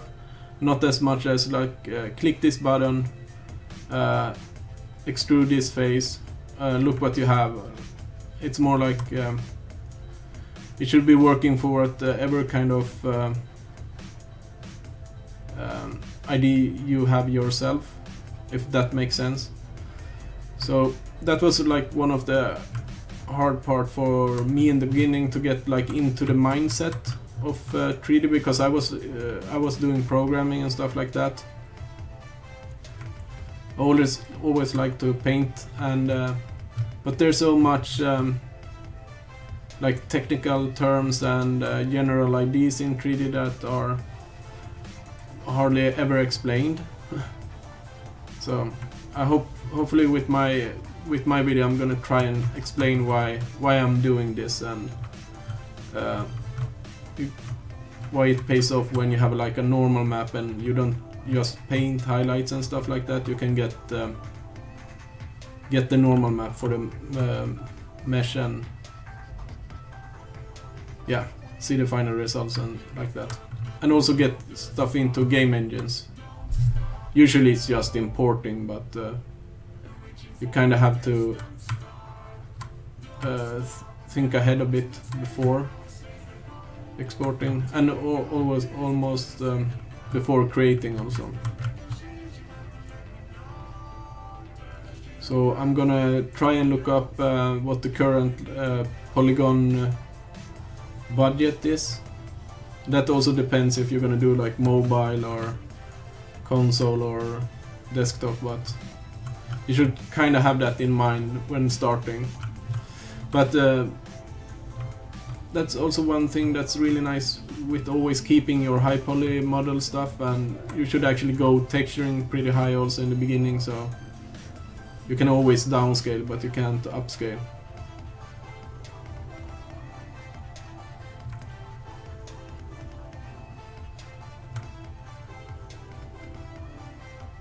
What happened there? Well.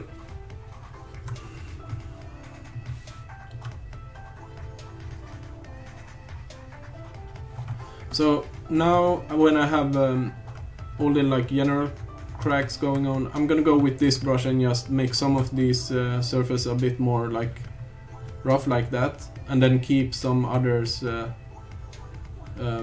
like smooth. So we get a bit of variation. And later when you texture paint it, you can paint it in a bit different colors also. That's the idea.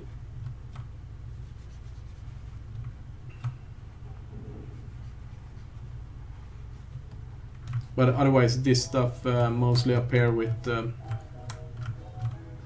as like tiny effects in the normal map.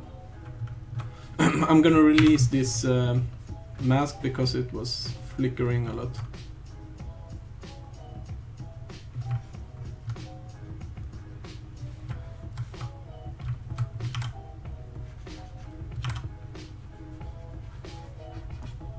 Whoa.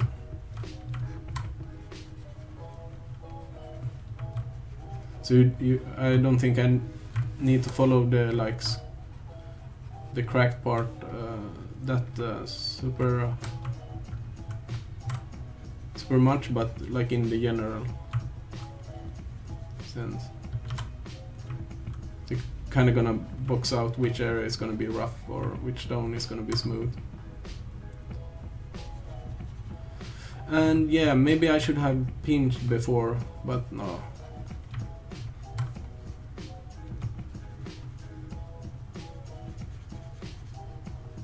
So I kind of like this one to be rough. The one, no, maybe it should be smooth. This, like this bottom piece, I can make this one more rough and it up there.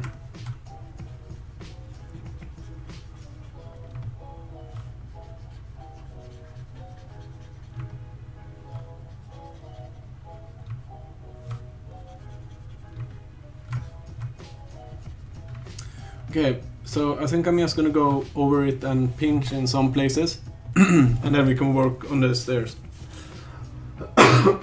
Whoa. Sorry, I should have muted the mic. So when you pinch this, it kind of drastically changed the appearance. This wider cracks makes it look softer, and when you pinch it, it looks like it's like a denser or harder stone. If you compare these guys to these guys up here, which haven't been really pinched. So maybe I can keep like a bit larger cracks on this big one, but or actually it should be more tighter cracks if it's like a heavy stone.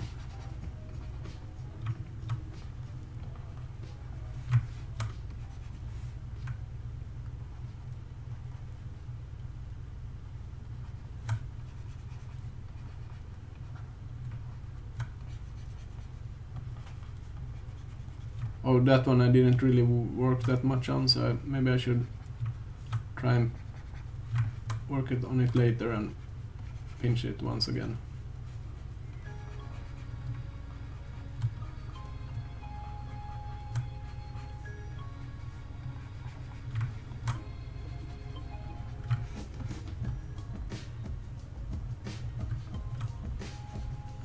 I'm gonna try and keep some of them unpinched or like wide. Otherwise, the risk is that they disappear in the when baked to normal.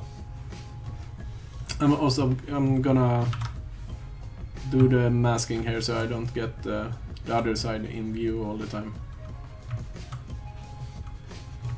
or like occluding the view rather.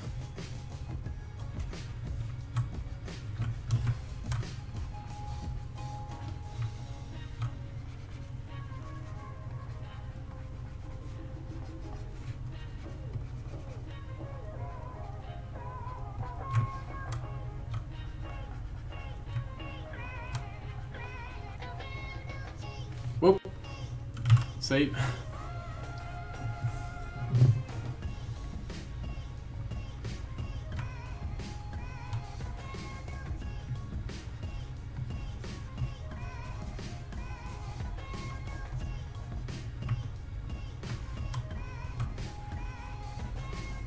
I'm hoping more Blender users and people migrating to Blender from other applications. Actually, I could try and soft away like most of that. Start streaming and stuff, or have a YouTube channel, because it would be, I think for inspiration and learning stuff, it would be nice just to, oh, that I haven't really worked on, to hang around and watch other people work. And that one I haven't worked either. And pick up stuff and learn stuff from each other. So there are a couple of places I need to work more on, but basically this side is almost done, so the other side is going to be pretty similar.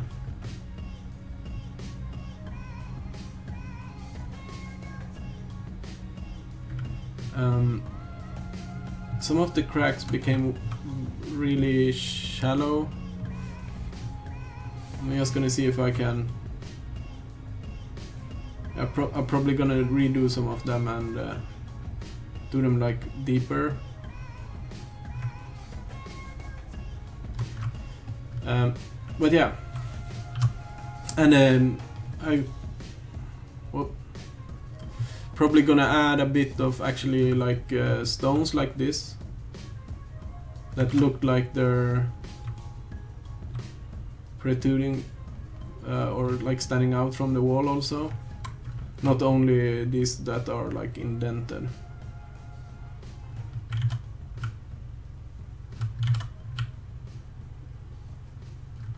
But yeah, for the stream, I'm guessing I'm gonna leave the wall like this, and the next time it's gonna be pretty much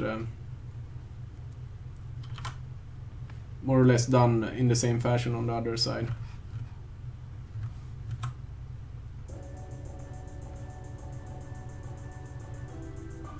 And also the stuff I'm adding like this, I can you can always just go and kind of flatten it out and make it look not as similar to all the other stones. Maybe even add one of these onto the stone.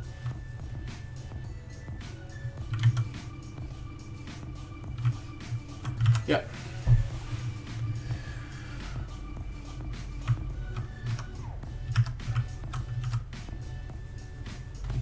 So let's see if we have the... Oh, it's not linked, yeah, I haven't done a low poly, so I'm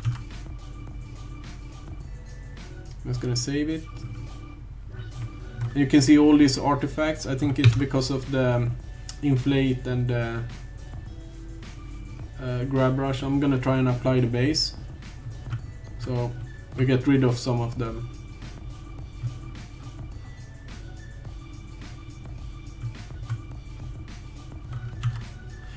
So let's jump into the main scene and start doing the box model for the stair.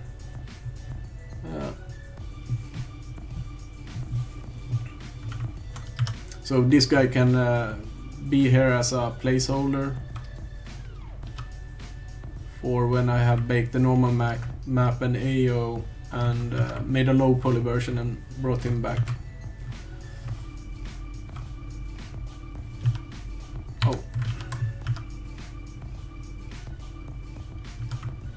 So this guy is roughly the size of the Unreal playable character, so I'm gonna probably make this one smaller, but I'm gonna do it in the asset file.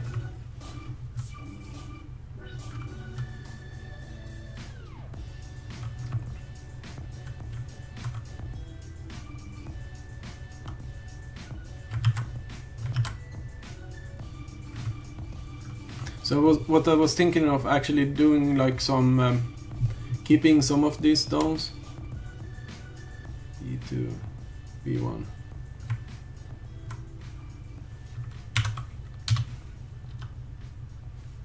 And I'm gonna remove all of these, and later I'm gonna add them back, but not as many.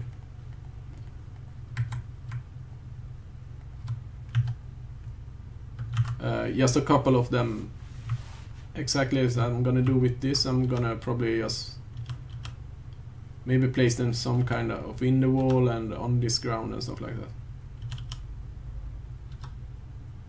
later.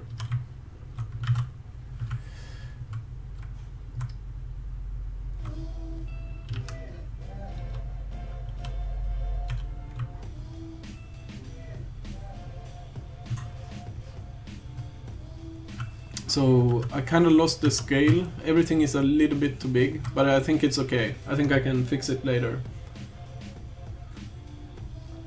Either by scaling everything down a bit, or yeah, probably scaling it down. Scaling it on the normals or the entire object. Maybe not the entire object, maybe just like this later, a tiny bit. Because the archway is kind of good that it's big, but some of the stuff is out of scale. So I'm gonna take a couple of minutes. I'm gonna look at Sketchfab, at some scenes. I'm gonna try to find some inspiration for a cool stair. Maybe I could go with like hexagonal. No. I want this like slabs.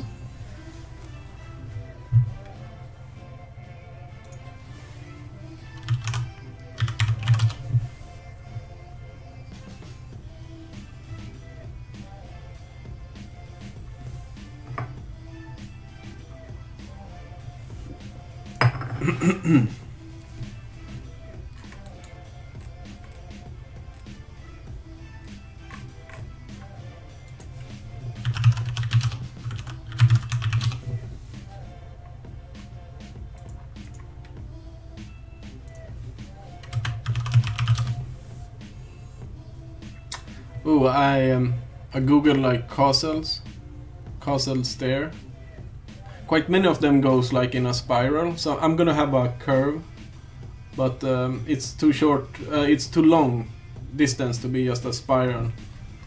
But many of them also have some kind of railings done in stone, so I might do that, and the same thing there. I'm gonna make some of the parts like shipped away and stuff like that.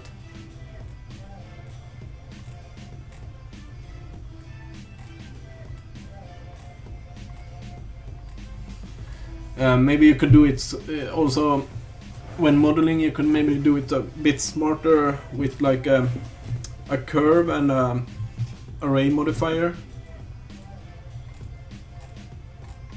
because I kind of want the stair to taper off a bit, so it's like smaller in the in the end, or maybe even vice versa. So it's like big steps in the beginning and then they become smaller into that archway.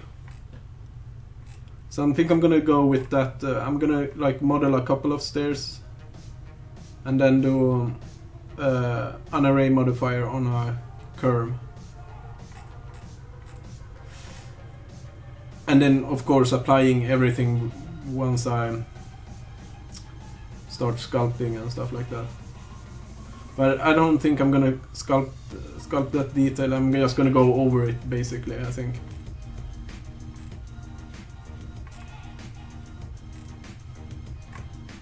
Yeah.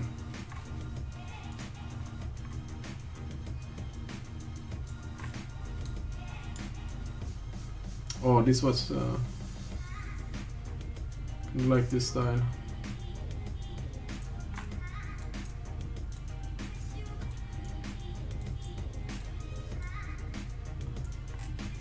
At least the color scheme and stuff. I'm gonna post it on the channel. I kinda like that one, but some of the cracks in the stones are a bit too like organic or fluid for me. It looks more like those cracks would be better on like a wood surface, not on the stone. I kind of want the stones to be angular and straight lines. But otherwise than that, it looks really good, this one. It got a bit more cartoonish proportions. I think I was kind of conservative with that in my scene. I kind of based everything out of this base mesh guy, which is roughly the height of the character in Unreal. Except this and the sword, because I'm not really done with the sword. But this guy probably gonna be that big. And the sword is gonna be a bit smaller. It's gonna be oversized because it should be almost like the focus of the scene.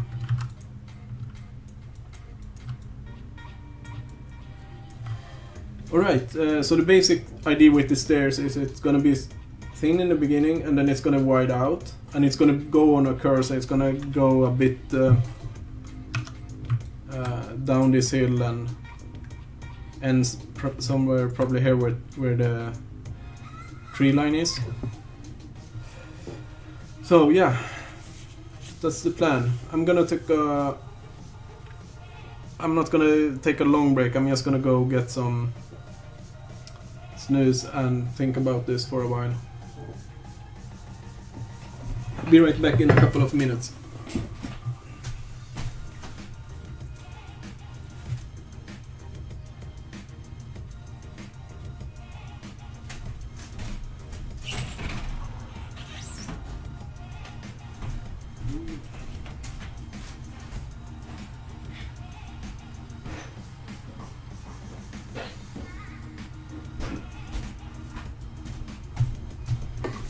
Oh, I totally forgot. You know what day it is? Today's stream. It's International Gin and Tonic Day on my schedule. So I'm gonna make myself gin and tonic also. So I'm actually gonna take a 10-minute break and I'll be back with the gin and tonic and we start modeling the staircase.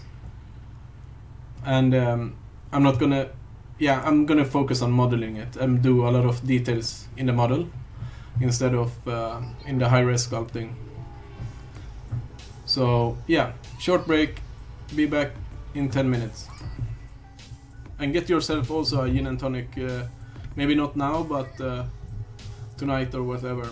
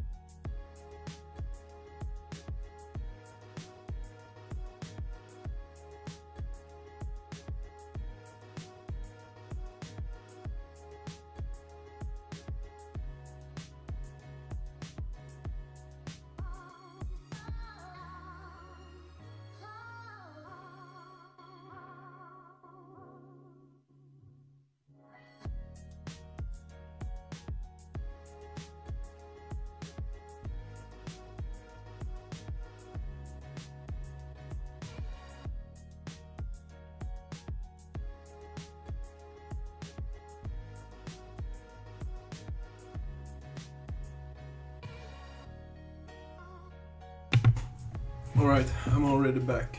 So I'm gonna jump into Blender.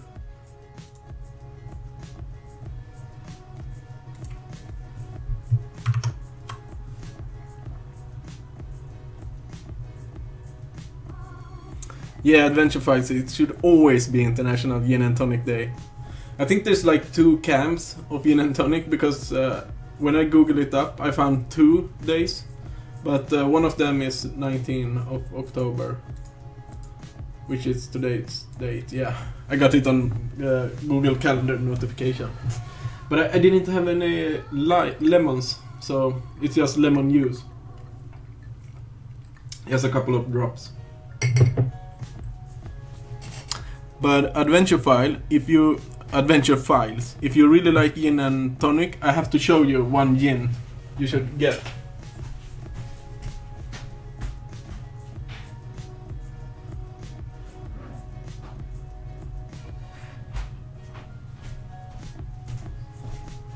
So I don't know if the colors are a bit wonky. Yeah, it's too bright in the background. Wait a minute. I'm gonna fix it. Where is the exposure? Yeah, this brand. You should try and look for it. It's a Swedish gin. So already there, it's kinda unique, but it's better than like any British gin I tried.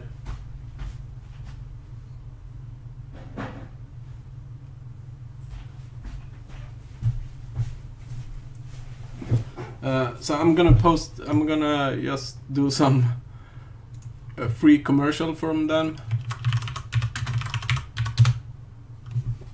And you can check it out on they have an Instagram and everything. It's a really good gin.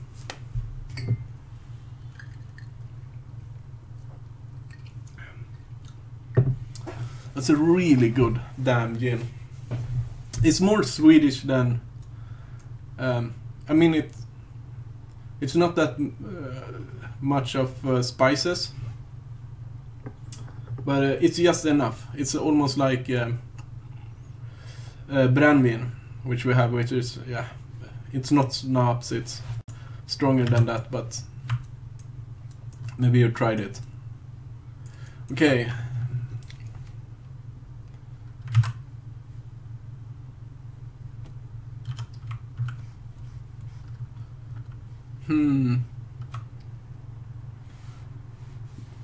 So I'm gonna simplify the scene a bit.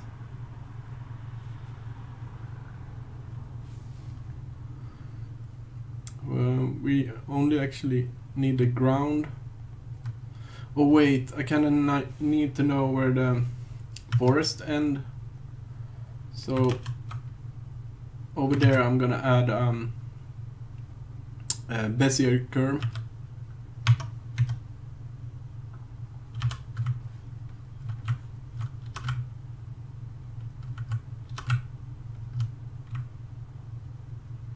Okay.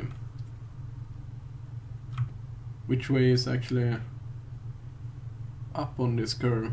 It's probably this way actually. The way we're looking at it now. Otherwise I can rotate it later, but I kinda don't want to edit too much. Or need to go into edit mode. So I'm gonna add a plane. Which I'm gonna subdivide a couple of times, and this plane is gonna act as like a placeholder for the just to look how it goes around the curve. I think if I just parent it to the curve, I get to choose to use the curve modifier. So now it probably has a modifier on it, yeah. So now we can do the basic shape we want. Maybe I shouldn't go. Yeah, I'm gonna go.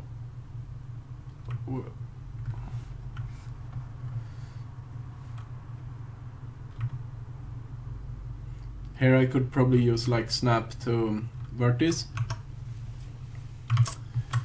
I'm just gonna check music again.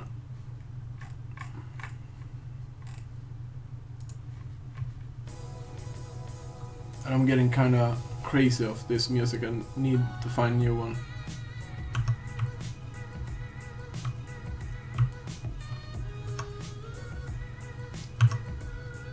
So there's gonna be a bit of setup before we can actually start modeling.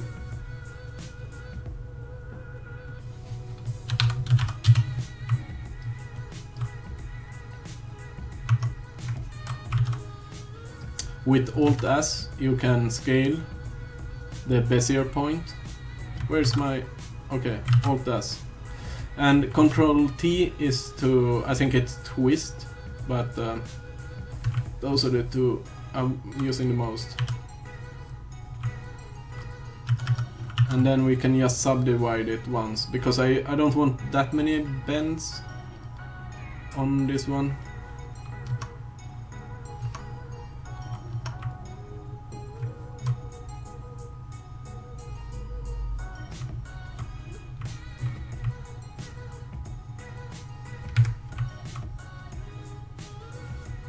And I'm gonna try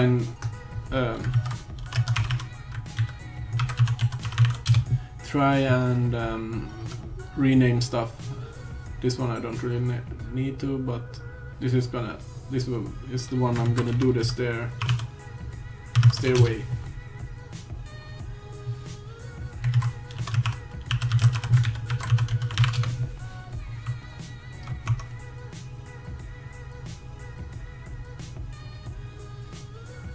So that one is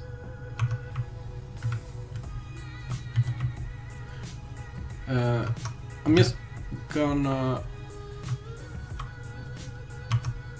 place this one where I kinda want it to end, which is over there, I think. Yeah. And now I'm gonna simplify the scene a bit.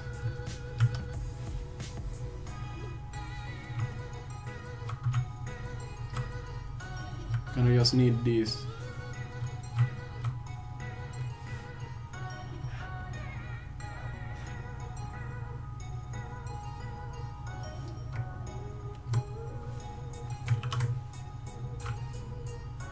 Ooh, that plane, I kinda need that one also. Where did it go?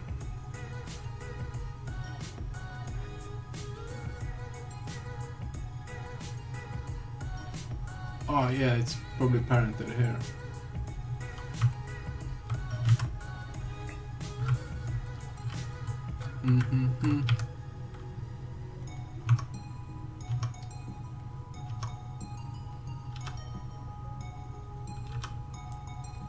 So maybe something like it bends like that and then bends back like this. I need to not have proportional editing.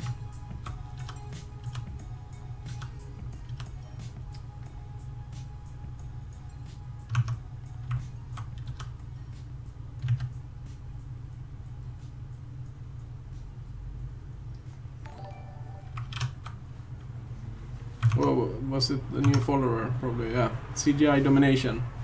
Thank you for the subscription. And I'm working on a scene I'm gonna bring into Unreal. And currently I'm trying to make I'm gonna make a stairway for this scene. Ooh, yeah, now I know why it's... These kind of need to be in the exact same position when you're using the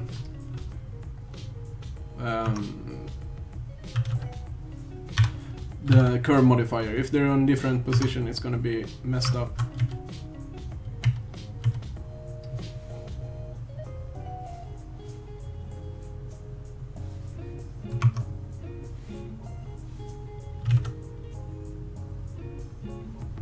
Okay.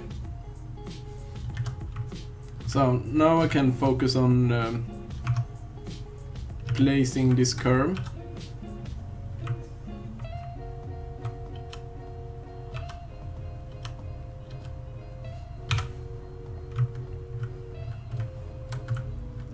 And my idea was that it should go sometimes down to the ground and sometimes above the ground. So, and now I need to use this Control T to twist it, so it's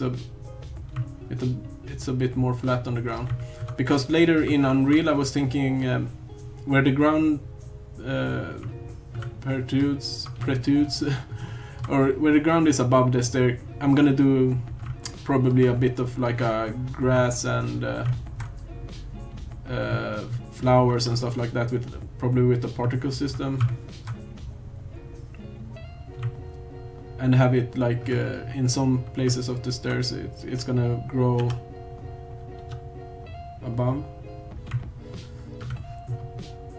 This was kind of tricky to follow this this shape. Maybe I should have used snapping, or I'm gonna see. Snap to vertex. Okay, yeah. So that pretty much works. But then it's this part that's...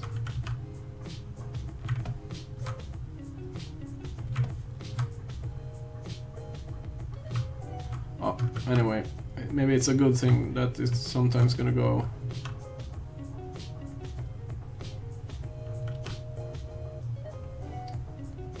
under the ground.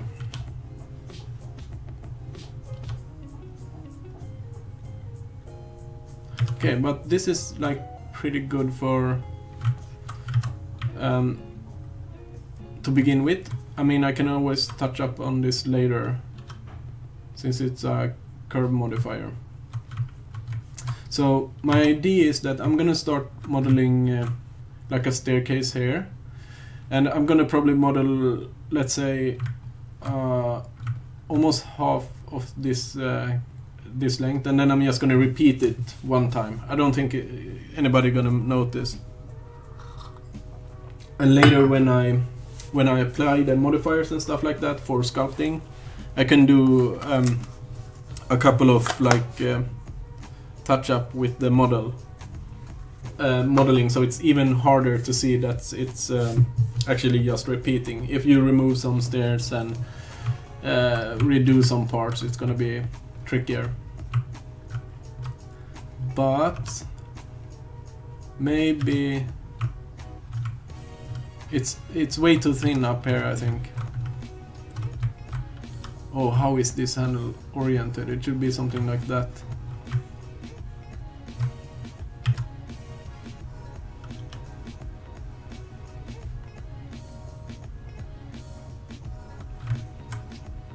And yeah, so Alt-S to scale.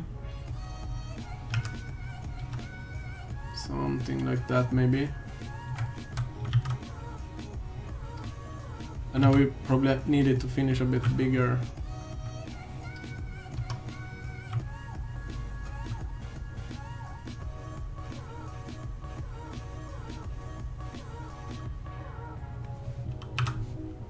So let's focus on this, the part that's gonna be like the stair itself. And let's not try to scale this one, let's try to have it at scale 1. And if I parent it to this curve, I can select it to use the curve modifier. So now we got, well, now we got the pretty decent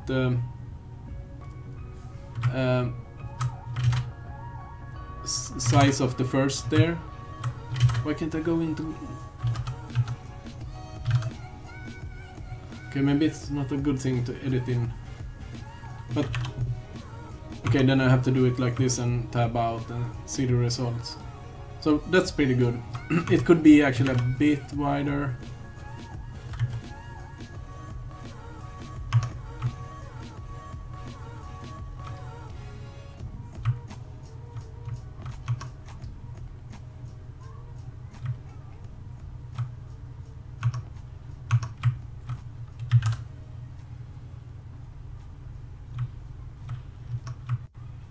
Okay, so that's pretty good.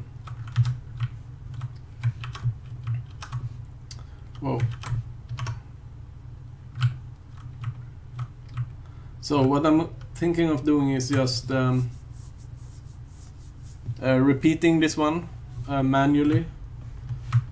You can do it by just duplicating it. And then hit Shift R to repeat the action a couple of times. So, because I was thinking I'm gonna model one segment, and then on this one we could probably do an array, but before the curve modifier.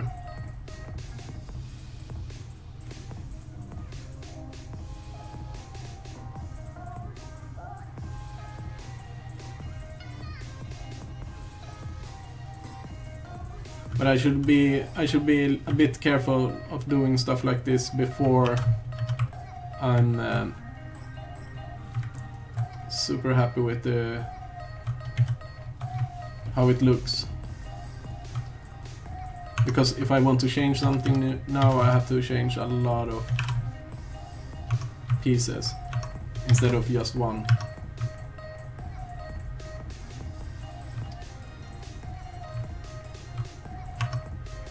You can also, if you don't want to use the array modifier, you can choose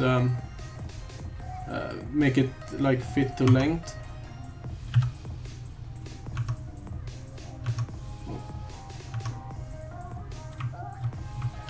But I see that this was a bit extreme with the difference.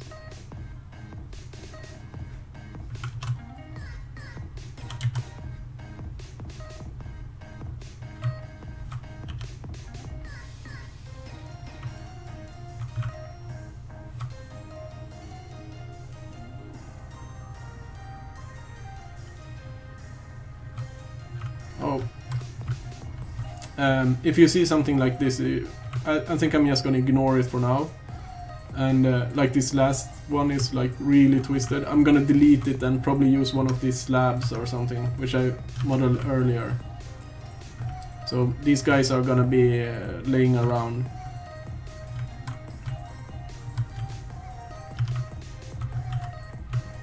And I shouldn't scale them here. I should scale the assets to fit the scene. That way, when I export for game engine later, I know it's the correct scale. And I don't think I can apply scale on these objects. No, exactly, because it's a linked library. It's just a proxy object, so you can't apply scale and stuff. Yep. Alright. So I'm just gonna check my reference. Right. Oh, I think I'm playing animation in Blender. Stop that. I had some kind of reference on some castle stairs.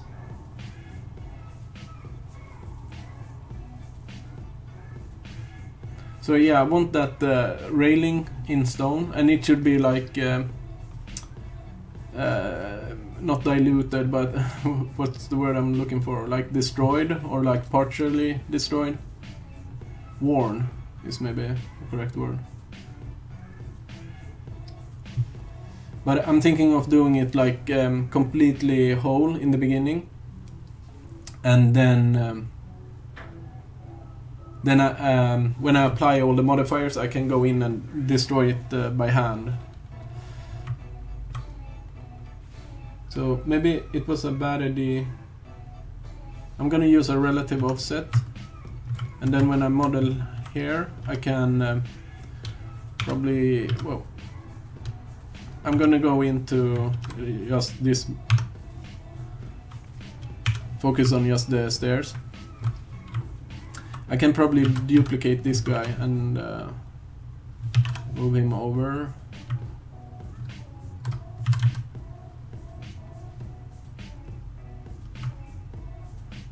So in the example I looked at, it was just on one side, but maybe it should be on the both sides.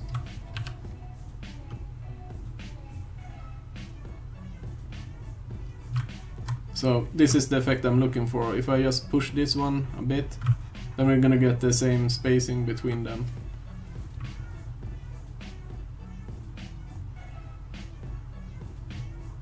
And also they should probably... I kind of want them to go, yeah, like a stair. Now they're lying flat. So I think that's okay. And this part I get to, and I have to fix it later. I think it's okay that they're lying flat at the moment. If I just select all of them and change to individual origins, and if I wrote them a bit like this, whoa. The main issue here is that they're getting really skewed because of the size difference, but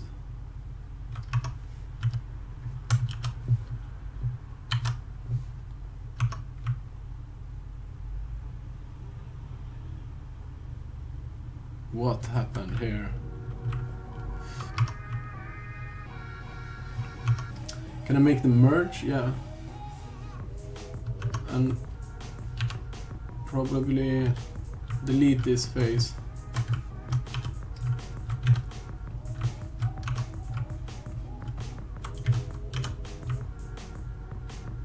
So what's happening here in the bottom, I have to just maybe ignore it for a while.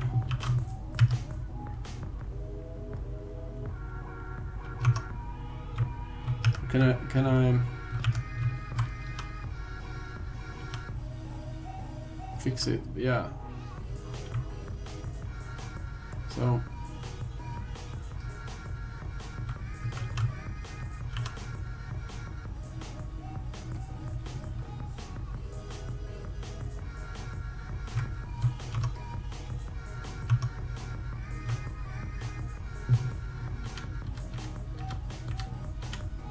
I can just select everything and deselect that one.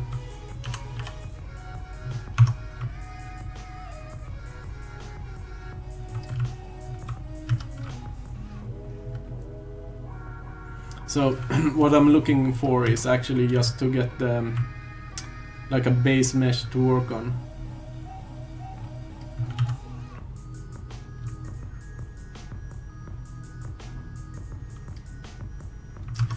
I could have probably done it with like a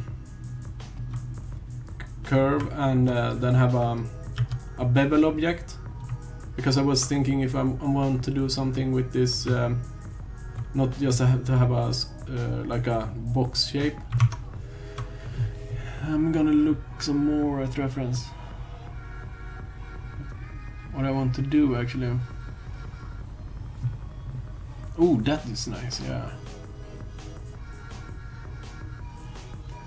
So maybe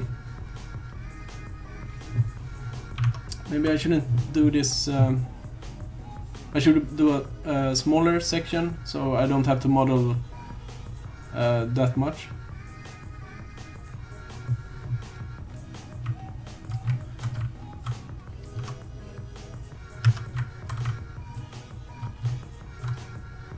So if I just focus on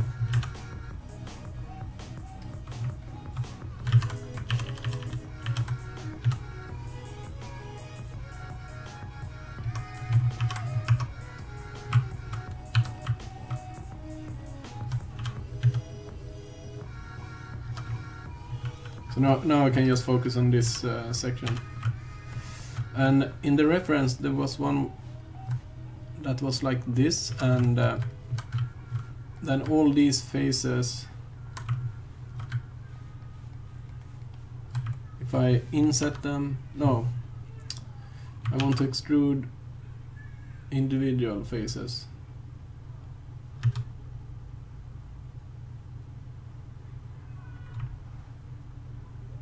Yep.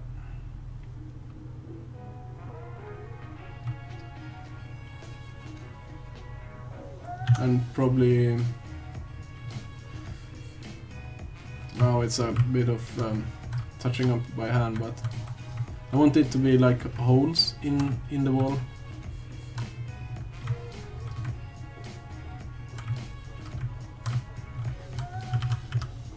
Oh, what? Can I bridge loop this? Yeah.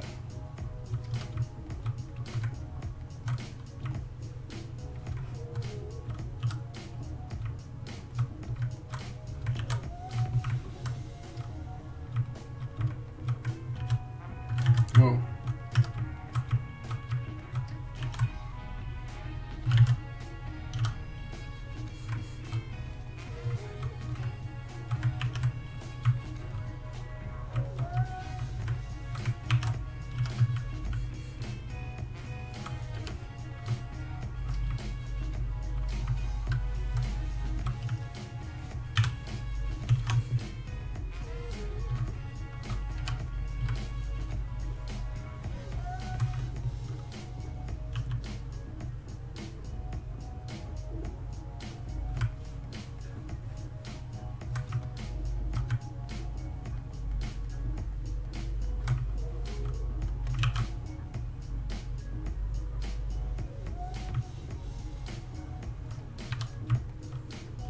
So I'm gonna wait a bit with doing the bevels.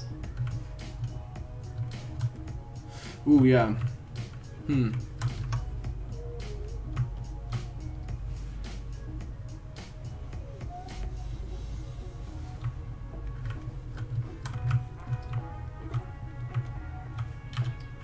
So this guy needs to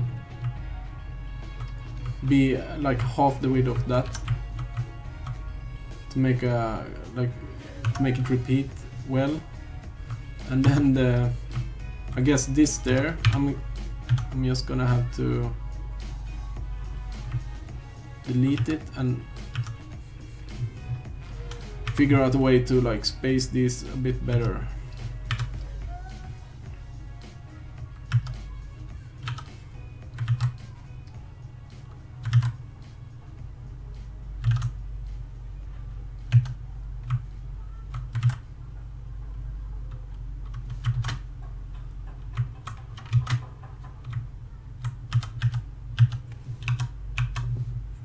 Alright, I can't get like this local axis.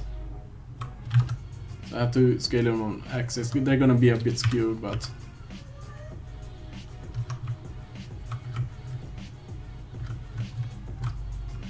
oh yeah, and the beginning needs to also be repeatable.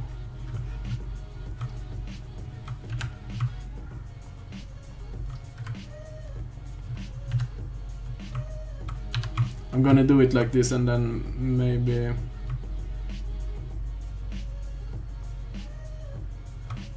wait, I kinda want that to remain where it is, I think.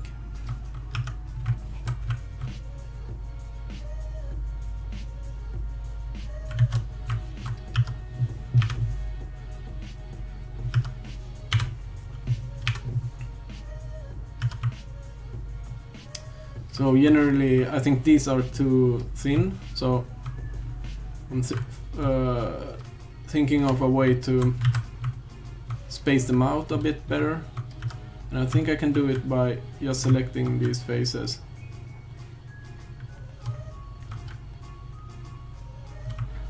And scale from 3D cursor. Oh, okay, I'm actually gonna place this where it needs to be.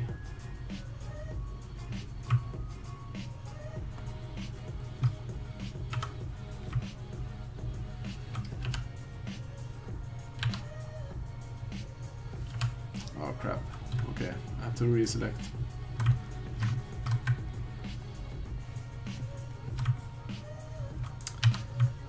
And I would need all these edges. Actually, the entire edge loop, that one.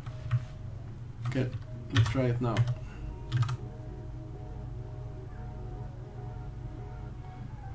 Ooh, I need...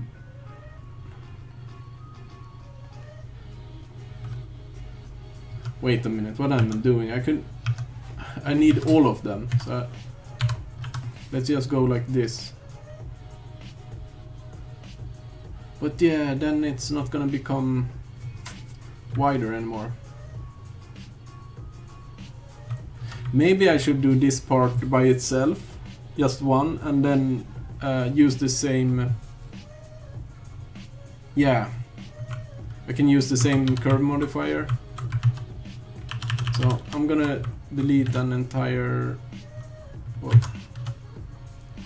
section.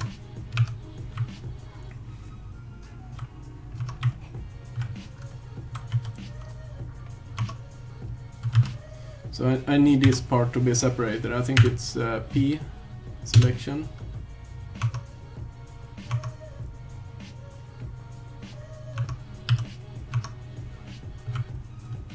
So now I can just work on the railing by itself.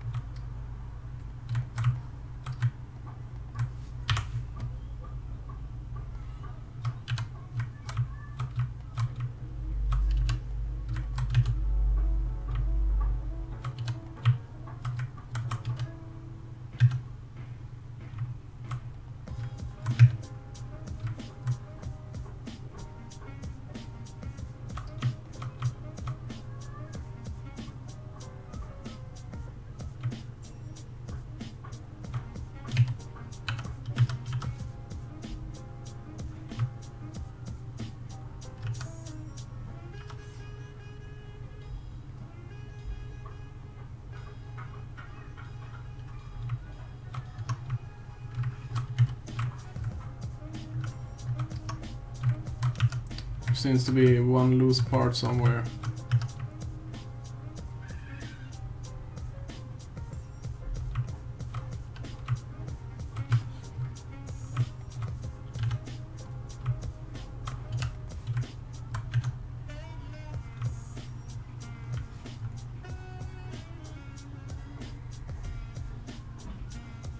Oh, it should be. And it should also be merge, yeah. Okay, I'm just I'm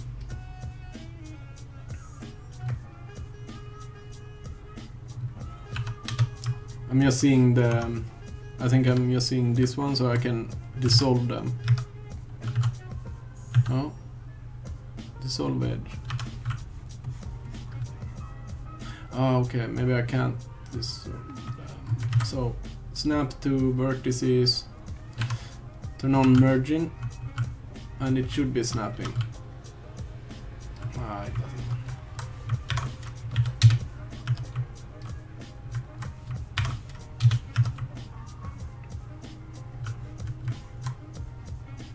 This is why the reason also why I do most of the details with Sculpt. It's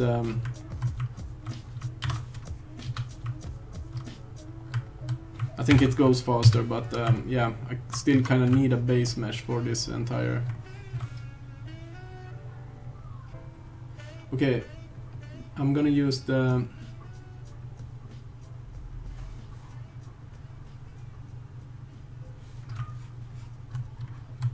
oh, okay, maybe I'm not gonna use the 50 curve because it's really freaking out in the end. Okay, length then. So that's a bit better.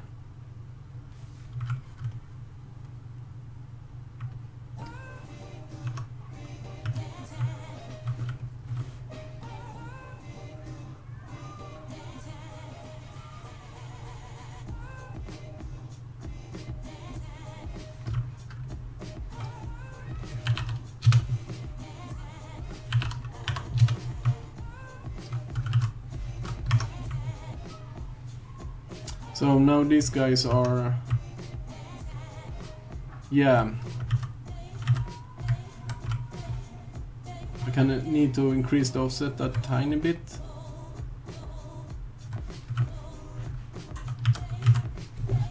I'm getting tired.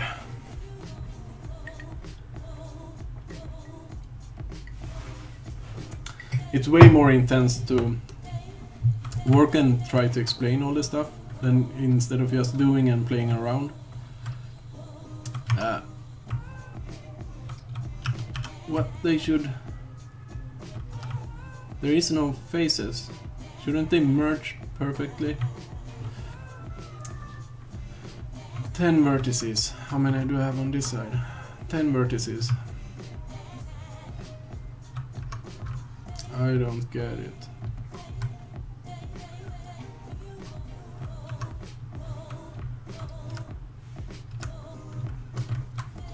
And I still think the thickness is a bit too thin, so I'm gonna go like really much like this.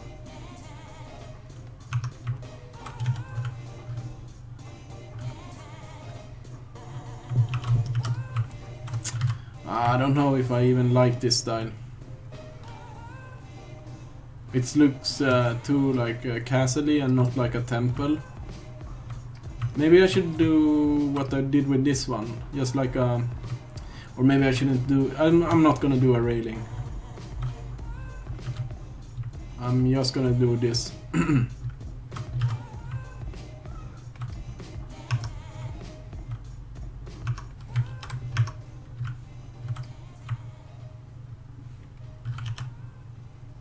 And what I had in mind was actually to like make some of them a bit broken like this.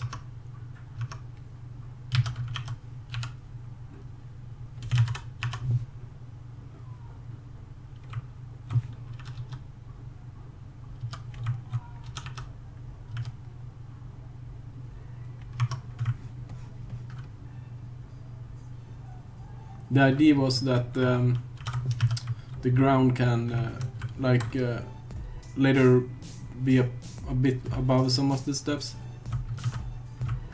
and I could do something in these gaps, like add grass particles. I don't know what it's called in Unreal. It's probably you landscape brush paint, so you can paint grass in between them and stuff.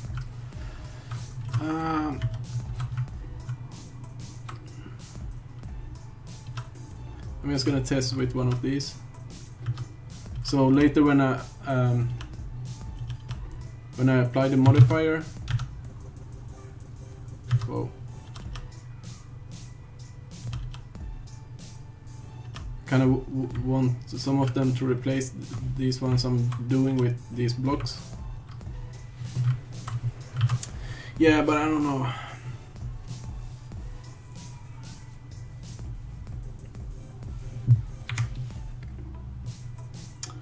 I'm just gonna look at the archway for a while and see if I'm gonna do the railing something like this instead.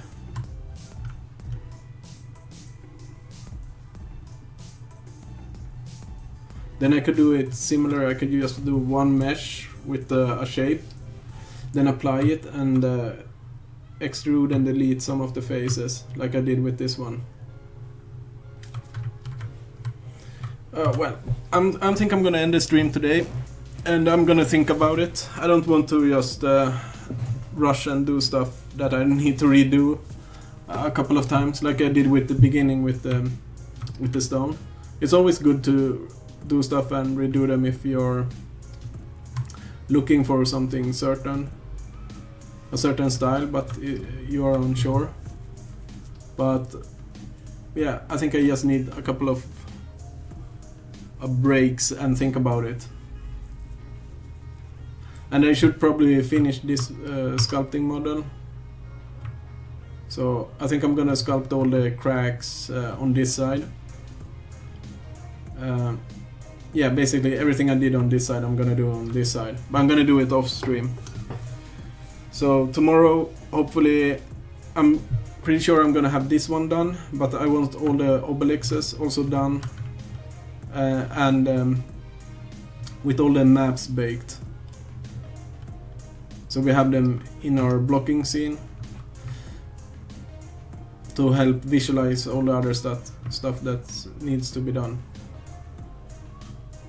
So yeah, thanks for today. I'm ending this stream. I think it's been 3 hours, yeah, like all the other streams. I'm gonna keep it at that for now, and then maybe in the next project there's gonna be longer streams. Yeah.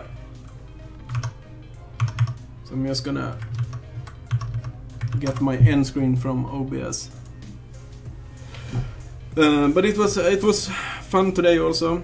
At least we got the arch in place, and I'm pretty unsure on the staircase. But hopefully tomorrow I have a solid idea, and I can do like the start of it. Maybe I'm not going to use that curve modifier because it's distorting each step a bit too much.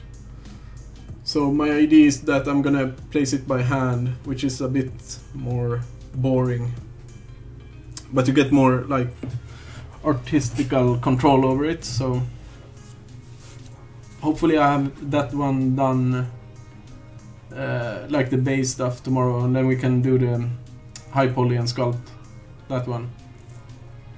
And I'm starting to get tired of this scene, so maybe a couple of more days, and then I will have everything into Unreal, and then it's gonna start to become fun for me, because that's a bit of a new ground for me. I want to do like some compositing effects and volumetrics effect in Unreal, which I need to play around with. But yeah, see you guys tomorrow, almost at the same time, 12 o'clock I think. Bye, happy blending!